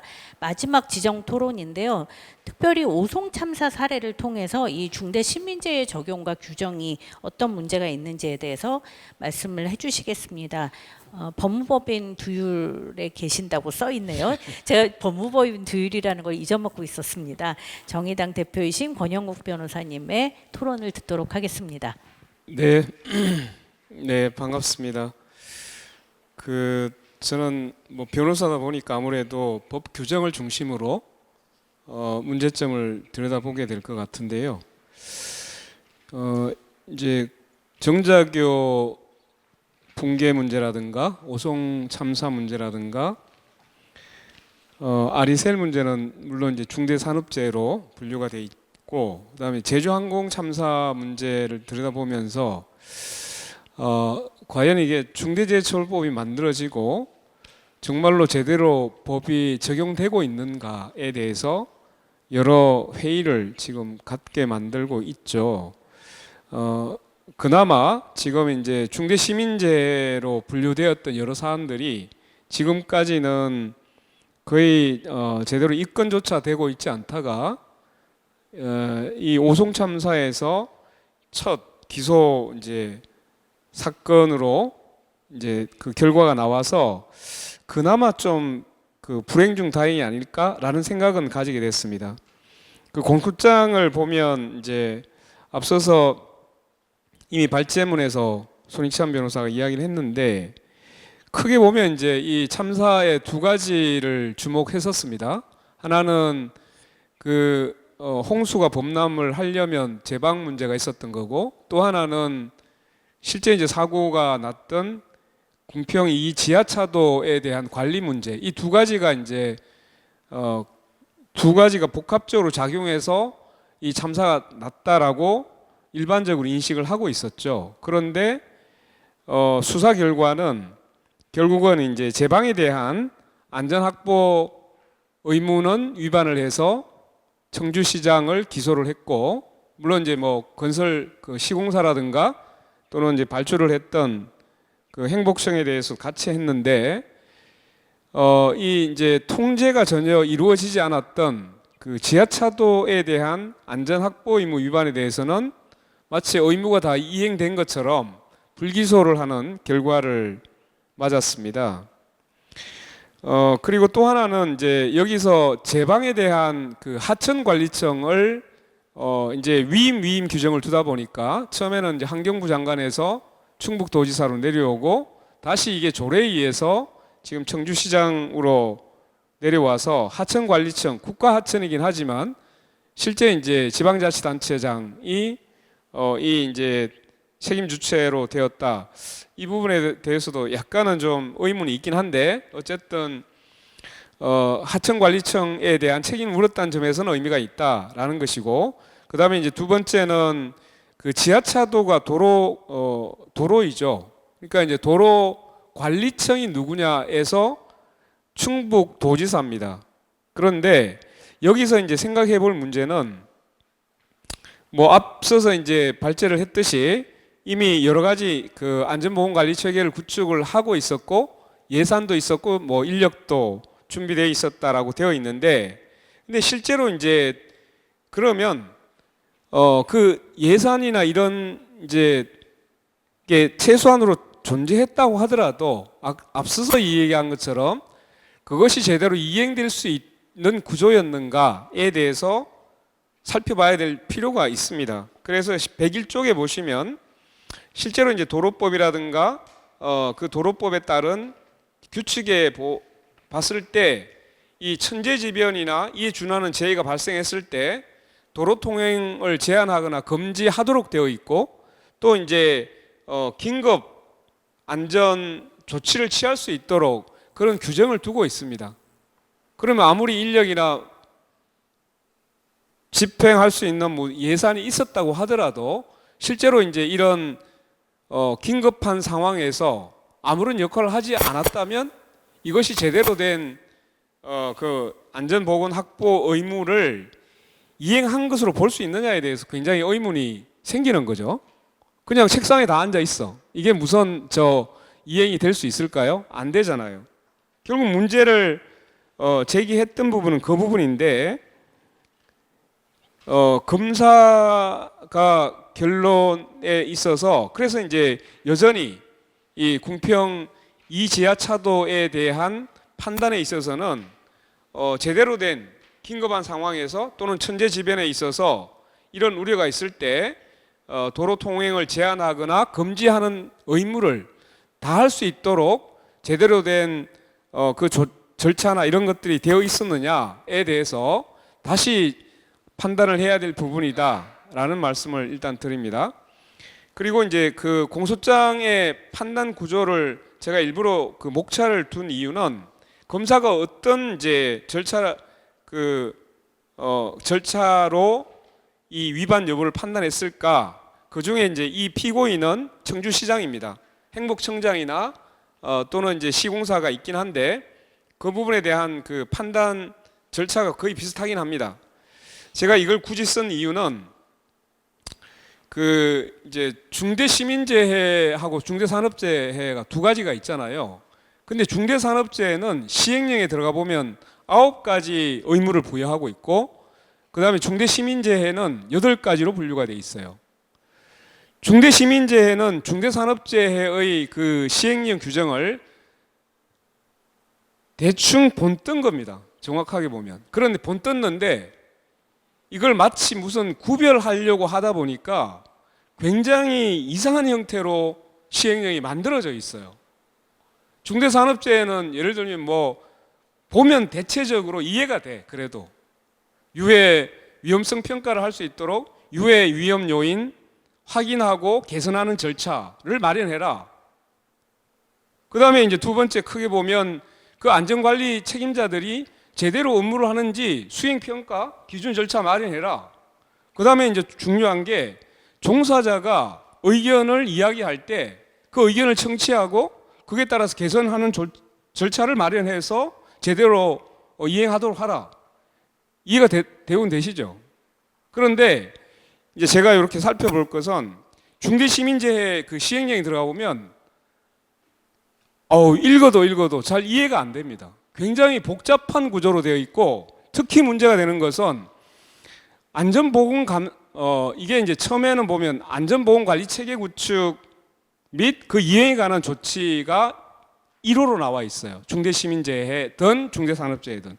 그리고 4호에 가면 안전보건관계법령에 따른 그 이행에 필요한 관리상의 조치 똑같습니다. 똑같게 돼 있는데 이 그 안전보건관계법령 이행에 필요한 관리상의 조치에 거기에서 규정해야 될 내용을 갑자기 안전보건관리체계 구축에다가 막 집어넣고 이러면서 이 시행령이 굉장히 지금 엉망입니다. 제가 볼 때는. 제가 이제 변호사이긴 한데 이거 해석에 따라 내려가려면 너무너무 힘든 거예요. 그래서 아마 이제 검사도 지금 목차에 따라서 보면 목차를 한번 보시면 이제 곧 한 6개로 썼잖아요. 필요한 인력 미확보, 필요한 예산 미편성, 안전점검 및 계획 미수립, 뭐 안전계획 3, 4번도 사실 이게 어떻게 구분되는지 잘 모르겠어요. 저는 한번 보십시오. 안전점검도 계획 미수립, 안전계획 미수립 미시행 이게 크게 구분이 되는 목차일까요? 이런 느낌을 받죠. 그 다음에 이제 6번에 가면 재해 예방을 위한 업무 처리 절차 미수립. 이 업무 처리 절차가 이제 유해 위험 요인을 확인하고 점검하는 절차 이 마련이에요. 근데 이 부분은 이게 사실 굉장히 중요한 부분인데 이게 우리 뒤로 가 있는 거죠. 절차적으로 보면. 그래서 제가 이제 하나는 뭐 아까 공중이용 시설 범위의 제한 문제는 이미 여러분들이 말씀을 하셨어요. 특정하게 그냥 특정해 버렸어요. 그러다 보니까 여기에서 제외되는 부분이 굉장히 많습니다. 이런 문제가 하나 있고 제외하려고 하다 보니까 실제로 어디가 적용 가능한지가 여기 시행령 들어가 가지고 일일이 시설물을 또 다른 법령에 가 가지고 찾지 않으면 이걸 알기가 굉장히 어려운 구조가 되어 있다라는 부분을 하나 말씀을 일단 드리고 그래서 이제 우리가 이제 그 전에 사고가 많이 났던 뭐 야외 공연장이라든가 체육시설이라든가 이제 앞서서 나왔던 도로 교량은 되는데 또 도로는 안 되고 그죠? 그래서 이제 정작용은 교량이잖아요. 되긴 돼. 근데 이태원 참사는 도로는 안 돼. 또 이렇게 돼 있고 그 다음에 이제 이번에 제주항공 참사에서 중처법이 적용될 수 있는 것은 항공기만 딱 적용됩니다. 근데 이제 실제로 항공기에 별 문제가 없었다 하더라도 뭐 조류 충돌이나 이런 이제 그 예방 조치를 못한 부분이 그건 항공기 문제는 아닐 수 있잖아요. 그죠? 그러면 이제 공항 공사의 문제일 수도 있고, 그다음에 그렇다 하더라도 또 둔덕을 마치 이게 치고 나가도 유연하게 되어 있었으면 사고가 훨씬 줄일 수 있었는데, 이 둔덕을 설치한 곳은 국토부예요. 그럼 이런 쪽에 복합적으로 문제가 발생할 수 있는데, 정작 항공기 외에는 다른 데는 중대재해처벌법 적용이 안 되도록 규정되어 있는 문제가 앞서서 이미 다 이야기가 됐죠. 그래서 이제 여러 가지 그 비어 있는 공간이 많다, 사각지대가 많다, 이런 이제 말씀을 드릴 수 있고, 그래서 이제 제가 106, 107쪽에서 이제 쭉 가보면 그 안전보건 확보 의무 관련해서 앞서서는 이제 그 적용 범위와 관련된 부분이 매우 그 기음물이라고 하는 특정 시설물 중심으로 되어 있기 때문에 문제가 되는 것, 그거 다시 한번 지적을 했고요. 그래서 이제 이 시행 영상의 107하고 108쪽에 제가 이제 일부러 줄을 쭉쭉 꺼놨어요. 그거 이제 하나만 예를 들어서 설명을 해드리겠습니다. 이게 시행령 10조가 11조가 있는데 한번 보시면 이게 이제 시행령 10조가 앞서서 그 중대재해처벌 9조가 중대시민재해 그 경영 책임자 의무를 규정한 규정입니다. 그런데 이제 그 10조가 그 표 제일 위로 올라가시면 나와 있는 게 있는데 그 재해 예방에 필요한 뭐 인력 예산 점검 등 안전보건 관리 체계 구축 이행하는 조치, 요거를 지금 시행령 10조에다가 위임해가지고 구체화시킨 겁니다. 그 다음에 이제 그 밑에 저 위에서 4호로 보시면 위의 표에서 안전보건 관계법령에 따른 의무이행에 필요한 관리상 조치, 요거를 11조에서 규정을 하고 있어요.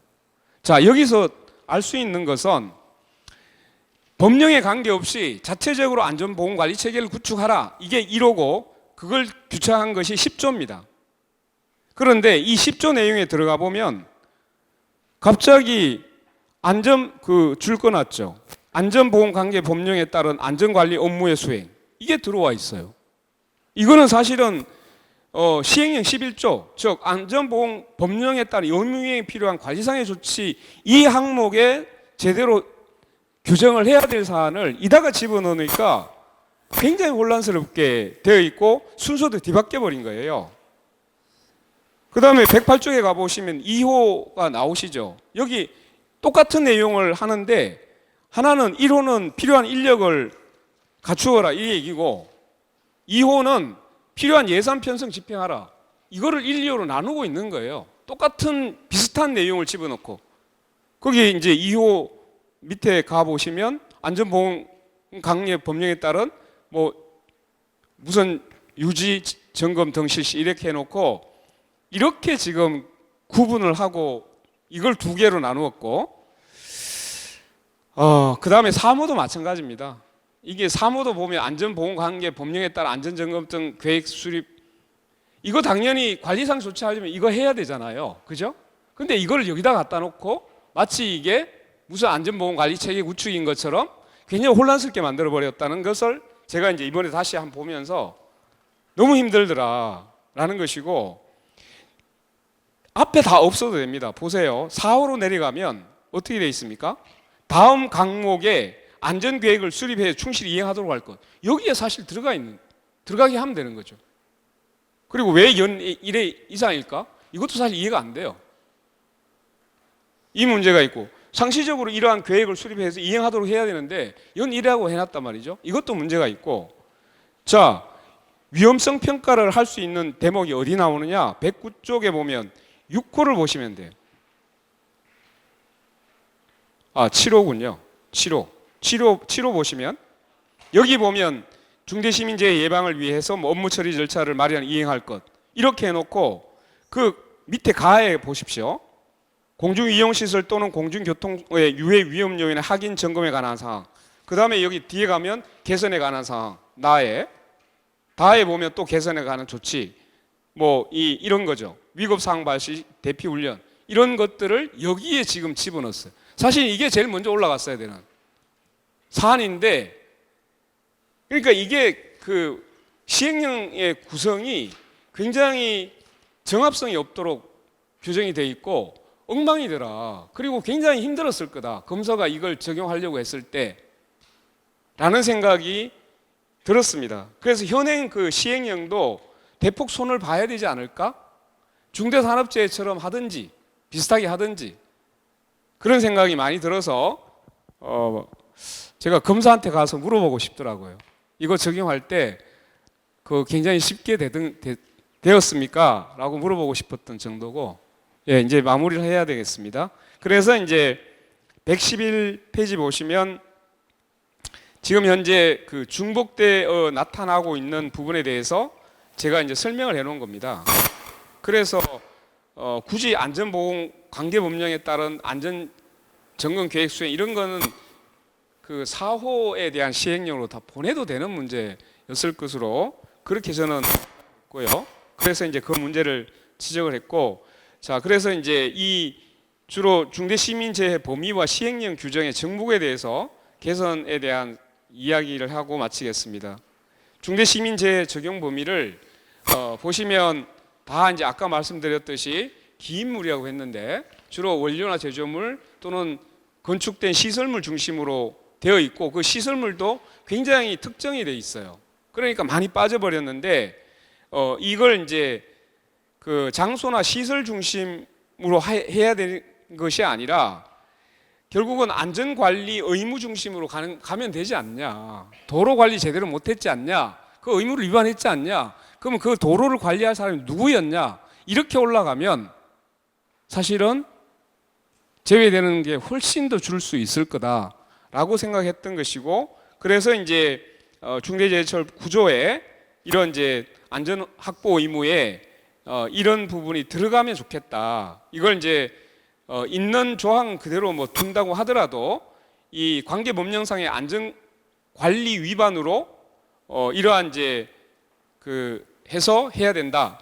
이런 이제 규정을 집어넣으면 이 안전 관리 위반에 대해서 책임을 묻는 구조이기 때문에 만약에 도로 관리를 잘못했어. 또 둔덕 관리가 잘못됐어. 이러면 책임을 물을 수 있잖아요. 그죠? 이런 방식으로 우리가 규정을 개선하는 것을 좀 고민해 볼 필요가 있겠다라는 것이고, 그 다음에 이제 아까 안전보건 확보 의무 시행령 중복 문제에 대해서는 제가 한 정리해 보니까 한 6개로 그냥 줄여버리고 관리상 조치 문제도 그렇게 거기에 맞도록 좀 보완을 하면 어떨까라는 것이고, 그 다음에 이제 연 1회 이상 점검이라고 돼 있어요. 아까 제가 지적을 했죠. 안전관리 계획을 왜 연 1회만 해야 될까? 해놓고 평상시에 이행 점검을 하도록 해야 되는데 이런 문제가 있어서, 근데 이제 중대산업재해에서는 연 1회는 없습니다. 반기 1회라고 있어서 하려면 차라리 동일하게 해라. 이게 아마 범위가 넓어서 이제 그 횟수를 더 간격을 넓혀준 것 같긴 한데, 산업재해나 시민재해나 점검을 하고 안전을 도모해야 되는 것은 법적으로 좀 통일적으로 해야 되는 거 아니냐. 그래서 집어넣으려면 통일해서 반기 1회 정도로 통일하라. 이렇게 저는 조금 이제 법 규정 중심으로 말씀드렸다는 이야기를 드리겠습니다. 네, 마치겠습니다. 네, 감사합니다. 그 중대 시민재해와 관련해서 특히 시행령을 좀 꼼꼼하게 검토해서 그것이 어떤 한계를 갖고 있는지를 이야기를 해주셨습니다. 발제자와 토론자의 이야기를 전부 들었는데요. 아마 반복적으로 많이 얘기하셨기 때문에 여기 계시는 분들도 다 이해를 하셨을 거라고 생각합니다. 우선 법 적용의 한계를 이야기를 하셨고요. 특히 마지막에 권영국 변호사님은 장소나 시설이 아니라 안전관리 의무를 중심으로 법 적용 대상을 이제 규정하는 게 어떻겠냐라는 의견도 주셨습니다. 그리고 안전보건관리 체계가 있다는 것만으로 일단 책임을 면하기도 하는데, 이 안전보건관리 체계가 있다는 게 이제 얼마나 허구적인지, 그것의 서류상 체계가 어떻게 문제가 되는지에 대해서도 짚어주셨고요. 그리고 해당 부처들이 구체적인 대응 방안을 다루지 못하고 있는 것, 뭐 특히 소방, 국토, 환경, 지자체의 지침들을 좀 분석을 해주셨습니다. 그리고 시행령의 문제가 이제 얼마나 적용을 어렵게 만드는지에 대해서도 검토를 해주셨고요.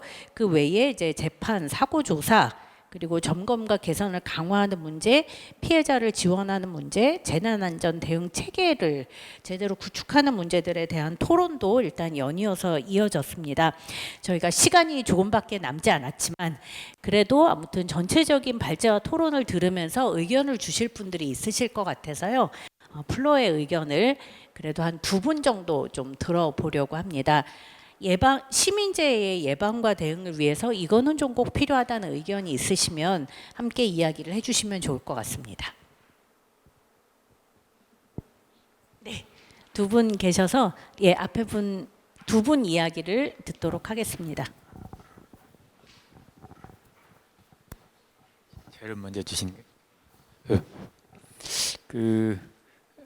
굉장히 저희가 놓치고 갈 부분들을 많이 지적을 해주셔서 굉장히 유익했는데요. 아까 말씀하신 것 중에서 제가 조금 좀 제가 알고 있는 걸 말씀드리면 연 1회하고 반기 1회의 차이점은 실질적으로 뭐냐면요.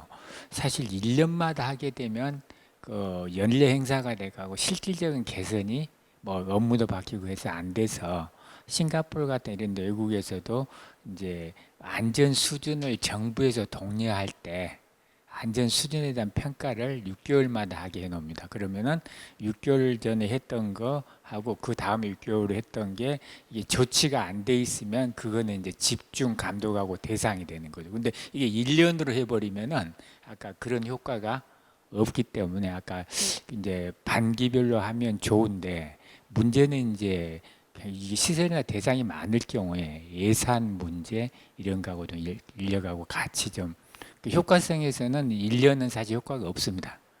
하면은 반기 정도는 해야 실효성이 있을 것 같고요. 그다음에 전체적으로 저는 이제 우리 중처법이 굉장히 못마땅한 게요. 중처법에 뭐 인력 예산만 빼놓고는 전부 ISO 45001 안전보건 경영 시스템에 들어있는 걸 끌고 온 거거든요. 근데 시스템 자체는 그게 우리가 사용하는 도구이지 목적이 아닌데 법이 도구를 갖다 올려놓으니까 사람들이 도구를 선택할 수 있는 재량권이 처음부터 말살이 됐다는 거죠. 그래서 아까도 영국의 로벤스 보고서도 말씀하셨지만 그 영국도 이제 선진국이 다 우리와 비슷한 게 법령을 많이 만들다 보니까 너무 난맥상이 되고 발표하니까 싹 털어가지고 그때 정리하는 원칙이 뭐였냐면 법에는 이제 목표만 제시한다 달성하면 고을 세팅 방식으로 제시하고 달성 수단은 그 의무자한테 일임한다. 그 대신 달성하기 어렵거나 지식이 모자란 사람을 위해서 뭐 가이드 형태로 뭐 영국 같으면 ACOP라고 그랬는데 Approved Code of Practice 그래가지고 이제 최선의 지침을 주는 거죠. 주면 그거를 그 자기 회사 규모에 따라서 차등 적용하면 되는데 우리는 회사 규모에 관계없이 9가지, 14가지를 다 강제적으로 해놓으니까 이제 그리고 이것 말고도 사실 할 수 있는 방법이 그 ISO 45001이라고 그래 현재까지 가장 진보된 그 방법 중에 하나일 뿐이지 그 절대 답은 아닌데 그런 걸 내는 걸 저는 개인적으로 완전히 털어가지고 새로 어떻게 보면 그 정확하게 위험 요인을 어느 경우든지 제거하라고만 해놓고 방법은 이제 알아서 하게 하는데 이제 관련해서 참조할 수 있도록 정부 제공하면 되는데 근본적으로 그런 측면에서 저는 현재 중처법에 있는 거 앞에 있는 의무조항들이 최소한도 시행령이나 규칙이나 하에 가이드로 내려가야 된다고 보거든요. 그러다 보니까 문제가 이제 현장에서 실제로 위험 제거는 안 하고 이 서류만 계속 만들고 있는 거죠. 사실은 서류 만들 돈을 가지고 현장에 가서 위험한 걸 하나라도 고치면 그게 훨씬 안전한 건데 근데 비용도 그러니까 그런 비용 현장에 쓰일 비용들이 이제 로펌으로 많이 가게 되는 그런 부작용이 있는 것 같습니다.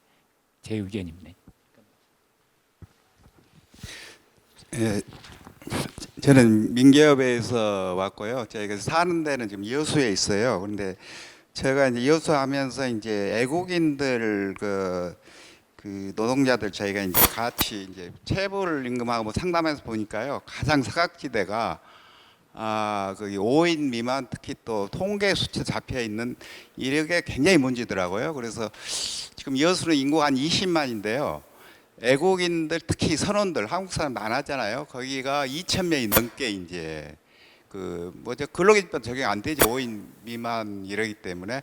근데 그런 분들에 이렇게 보면은 그 굉장히 심각하거든요. 사고 부분도 이분들은 중대재해 처벌 이런 법이 있다는 것도 모르고요. 그 다음에 사용주 입장에서는 이걸 감추기도 하고 또 그런 분들이 보니까 뭔가 지금 그 뭐죠, 국내에 더 머물러 있어야 되니까 또 여러 가지 신문사의 제약, 이게 외부로 노출됨으로 해가지고 추방된다는 이런 것 때문에 있고, 더 심각한 거는 각 지역에 이제 통계청이 있어요. 제가 그래서 이제 우선 상황을 파악하려고 지역에 그러면 그런 분들 혹시 그 고용 통계 부분 알아보면 전혀 잡혀 있지도 않아요.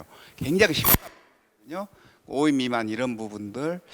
그래서 그 부분을 좀 예전에는 좀 그 관심도 가지면서 좀 그 부분을 보완도 상당했는데, 요즘 들어와서는 워낙 다른 사건들이 대형이 터지다 보니까 이런 부분이 언급이 없는데, 이런 법의 취해지역 이런 부분은 상당히 관심을 좀 꾸준히 가져줄 필요가 있을 것 같다고 생각해서, 이런 부분에 좀 앞으로 좀 이게 이 부분도 좀 관심을 가졌으면 해서 제가 이제 어떻든 그 제안 겸해서 제가 말씀을 이렇게 드립니다. 감사합니다. 네네, 방금 얘기하신 두 분의 의견과 관련해서는 발제자 분들이 뭐 마지막에 한번 좀 의견을 주시면 좋을 것 같습니다. 그 외에 혹시 또 의견을 주실 분 있으실까요? 네.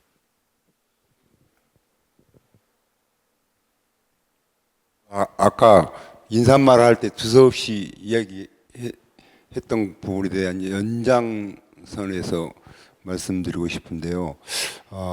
여기 우리 전문가 넷이 그 역할을 좀 하지 않으면 안 되겠다는 절박한 마음으로 이제 말씀을 드리는 건데, 비상행동 이후에 체제 전환을 위해서 13개 위원회가 이제 만들어져 가지고 뭐 사회 안전, 우리와 관련되는 사회 안전 위원회인가요? 뭐 그게 만들어져 가지고 하고 있다는 거, 뭐 자세한 내용은 못 듣고요. 있다고 들었고, 거기에 이제 우리 중대재해 문제, 산업재해 문제, 뭐 시민재해 문제, 생명안전 문제, 이런 시민 안전 문제를 이제 다루는 걸로 알고 있는데, 우리가 어느 정도 이렇게 그 상황을 알고 계신 분은 좀 설명 뭐 이렇게 알려주시면 좋겠고, 또한 그게 우리 피해자 단체나 중대재해 전문가 단체, 이런 단체들이, 노동안전 보건 단체들이 모여서 좀 그쪽에다가 또 적극적인 목소리를 내면서, 우리가 지금 이미 지난 국회에서 1월 22일 날 있었던 중대재해처벌법 3년 평가와 과제, 거기에서도 나왔고, 여기 오늘 시민재해 부분에서 또 나왔기 때문에 지금까지 3년 동안 이 법을 시행하고 나서 문제점들은 이제 얼추 드러났잖아요. 윤곽들은 드러났는데, 이것을 적극적으로 이제 새로운 정부가 들어서면 이걸 반영해 가지고 제도, 시스템, 뭐 정책 이런 부분에서 많이 반영을 해야 될 것 같아서, 그 부분에 대해서 좀 어떻게 대응을 적극적으로 했으면 좋겠다는 그런 뭐 저 개인적인 소망이고, 또한 여기 있는 분들도 다 같은 뭐 저와 생각이 같을 거라고 생각합니다. 예, 그 부분에 대해서 좀 상황을 아시면 알고, 이후에 그 부분에 대비해서 이렇게 전문가 넷이나 피해자 운동 단체들이라 연합해서 이렇게 안을 만들어내 가지고 우리 요구 사항들을 정리하는 뭐 이런 그 후속 모임들이 좀 논의, 그러니까 여기서 이 자리에서는 논의가 안 되더라도 이후에 밖에서라도 논의해서 적극적인 대응을 했으면 하는 생각입니다. 예. 그래서 뭐 좀 너무 강조해서 말씀드려 죄송합니다. 네, 방금 말씀하신 부분은 제가 이따가 답변을 좀 이어서 드리도록 하겠습니다. 혹시 더 이야기를 주실 분이 없으실 것 같습니다. 네, 혹시 토론자분들께서 뭐 마지막으로 이야기하실 게 있으시면 있으신 분 혹시 있으실까요? 아, 네, 최희천 선생님. 네, 그 아까 그 귀중한 의견 주셨는데요. 좀 상세한 지침이 없다고 했잖아요. 근데 보면 이제 우리나라 지방자치단체도 마찬가지고 정부 부처도 마찬가지고 큰 기업들 마찬가지일 거예요. 근데 일단 관련 부서는 법에 따라 존재하니까 다 있잖아요. 그리고 당연히 예산도 들어갈 거고, 그리고 그 사람들이 뭐 각종 보고하고 일을 해야 되니까 각종 계획들이라든가 문서도 있겠죠. 그래서 형식적으로는 그냥 이제 책임자가 그냥 아무것도 안 해도 기본적으로는 이게 돼 있어요. 근데 문제는 그게 현실에서 제대로 작동되지 않는다는 그런 게 있는데, 아까 말씀드렸던 매뉴얼 같은 경우도 사실 말씀처럼 상세한 지침과 가이드라인, 즉 실질적으로 작용할 수 있는 게 필요하지만 현실에서는 다 뜯어보면 뭐 필요한 조치를 해야 된다, 그에 상하는 조치를 해야 된다, 이런 식으로만 규정하고 있는데, 왜 그러냐면 이것도 담당자가 다 자기가 규칙을 만들고 그래야 되는 거잖아요. 근데 그런 걸 만들어야 될 책임하고 지원해야 될 책임이 사실은 중앙 부처도 필요한 거죠. 그리고 아까 그 말씀하셨던 각종 매뉴얼이라든가 이런 부분도 세부적인 게 없는 부분들, 그러니까 이런 부분들까지도 결국에는 그 책임 구조를 따라 내려가다 보면 담당자한테 다 몰리게 되고, 그러면 이제 자신이 담당자는 자기 업무 내에서만 해야 되는데, 그러면 전체 체계를 못 보잖아요. 그래서 그런 불일치 때문에 굉장히 그 비극적인 일이 나타나고 원인들은 끝까지 남아 있고 하는 게 필요하기 때문에, 저희도 실질적으로는 가이드라인이나 프레임워크 같이 실제로 작용할 수 있는 선진국 같은 경우 다 그렇거든요. 그래서 그런 부분들에 대해서 조금 더 관심이 필요하다라는 생각입니다. 네, 혹시 다른 토론자분 중에서는 뭐 말씀 주실 게 없으신가요? 네, 그러면 발제자 두 분의 의견을 좀 듣고 마치려고 하는데요. 앞서서 이제 플로어에서 그 현재 중첩법이 안전보건 시스템을 쭉 끌고 왔는데, 법은 목적을 중심으로 하고 달성 수단은 의무자에게 자율성을 주는 게 필요하지 않겠냐라는 의견도 주셨고요. 그리고 이주 노동자, 5인 미만 사업장 노동자 문제 어떻게 할 것인지에 대한 의견도 주셨기 때문에 발제자분들 마지막 말씀하시면서 이 얘기도 함께 해주시면 좋겠습니다. 이렇게 ISO 35001 문제는 아마 강태성 교수님이 자세히 답변 주실 것 같아서, 저는 그 두 번째 토론 해주신 그 교수님 문제를 말씀 주신 거 짤막하게 좀 제 의견을 말씀드리면은, 농업 분야는 제가 봤을 때는 그 이주노동 분야에서 거의 무법천지인 것 같고, 산업, 그러니까 2차 산업 같은 경우에는 이제 그나마 법이 있지만 이제 그 법을 지키지 않기 위해서 이제 불법 도급으로 가서 사람을 이제 마음대로 쓰는 거는, 그러니까 결국에는 본질은 동일한 것 같습니다. 농업이나 그러니까 1차 산업이나 2차 산업이나 아니면은 3차 산업까지 이제 이주 노동자들을 이제 그 거의 마음대로 쓰는 문제는 동일한 문제인 것 같고요. 사실 그래서 아리셀 화재 참사도 피해자 대리를 지금 하고 있습니다만, 가장 근본적인 대책으로 얘기를 했었던 게 불법 파견 문제를 이제 어떻게 할 거냐라고 했을 때, 농업도 아마 마찬가지일 겁니다. 가장 근본을 건드리는 문제는 이게 그 산업이랑 그 산업에 참가하는 사람들의 이익이 아주 직결되는 문제이기 때문에, 결국엔 불법 파견 문제에 대해서는 아예 아무런 답도, 아예 아무런 대책도, 그래서 어떻게 실태 파악을 하고 어떻게 줄이겠다고 하는 것도 전혀 대책이 없고 지금까지도 없고 아마 앞으로도 없을 겁니다. 그래서 이거는 누구를 우리나라 법 내에 포함시켜서 같이 고민할 것인가에 대해서 앞으로 꾸준히 계속 문제 제기를 해야 되는 문제라고 생각하고요. 네, 이 정도만 말씀드리겠습니다. 네, 사실 ISO 35001을 이제 중대재해처벌법에 안전보건관리 체계 구축의 그 핵심으로 받아들인 것이 맞습니다. 근데 이제 IS 45001은 공급망 내에서 이제 자율적으로 인증하고 그리고 그 인증을 받을 경우 이제 공급망에서 인센티브를 주는 그런 체계인데요. 이걸 이제 우리 중처법의 처벌의 근거로서 받아들였다는 것은 이제 사실 맥락이 닿지 않는 것인데요. 아마 그 법을 급하게 만들다 보니까 어쩔 수 없는 것이었다는 생각은 듭니다. 근데 저는 어쩔 수 없는 것이지만 또는 뭐 소가 뒷걸음 치다가 전 쥐를 잡았다고 생각하는데 그 이상의 입법도 또 없었을 것이다라는 생각은 들어요. IS 45001의 골간을 가져오는 것이 그나마 다행이었다라는 생각은 들고, 근데 이제 이 법은 더 짧아질 수 있었다고 저는 생각합니다. 중대 시민제에서 더 많은 군더더기가 이렇게 붙었고 혼란스럽기까지 한데요. 이거는 이제 자신감의 결여 내지는 우리 사회에 어떤 문화가 없기 때문에 그렇게 입법을 했다는 생각이 드는 게 뭐냐면, 저는 이제 너무 탑다운 위에서 밑으로 이렇게 지시적으로 규정하는 것으로 안전을 도모하려는 것은 이제 한계에 봉착했다는 것이고, 그게 이제 그 74년 로벤스 보고서에 따른 영국의 산업안전보건법 입법인데요. 우리가 그런 체계로 넘어갈 필요가 있습니다. 바텀업 해야 되는, 즉 밑으로부터 위로.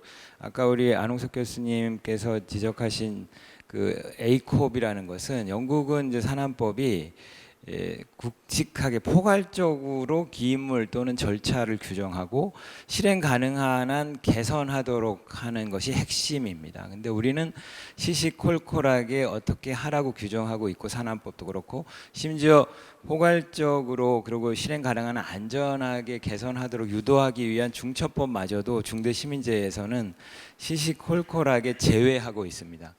그래서 이것은 너무 이제 바텀업 밑으로부터의 창의성과 그다음에 그런 것을 또 인증하는 체제의 부재 때문이라고 생각하는데요. 어떻게 하면 될 것이냐? 저는 이렇게 생각합니다. 중대 시민제에 있어서는 이제 지자체가 이제 중대 시민제에 따른 이제 공중 교통수단, 공중시설물 등에 대해서 어떻게 안전을 도모할 것인지에 대한 공론장을 만들어야 된다고 생각해요.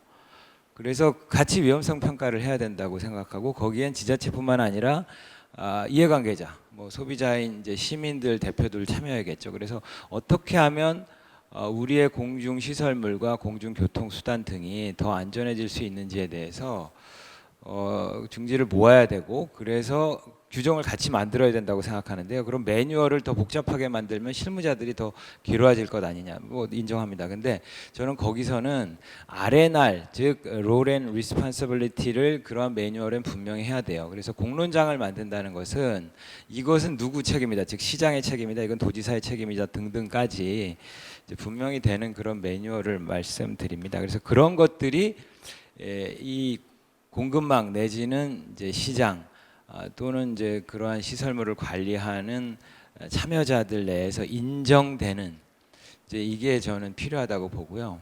그런 걸 지향하는 중대재해처벌법이 될 필요가 있다고 봅니다. 그리고 중대산업재해도 마찬가지입니다. 중대산업재해도 직종 업종별로 저는 그런 공론장들이 만들어지고 활발하게 법이 의사소통 돼야지 발전할 수 있지, 그렇지 않고 이렇게 위에서 밑으로 찍어내리는 고시하는 방식 가지고는 어쨌든 모든 기물을 포괄하더라도 상당히 어렵다는 생각이 듭니다. 이상입니다. 네, 짧게만 제가 입법 과정을 잠깐만 말씀드리면은, 처음에는 의무를 어떻게 했었냐면은 죄송합니다.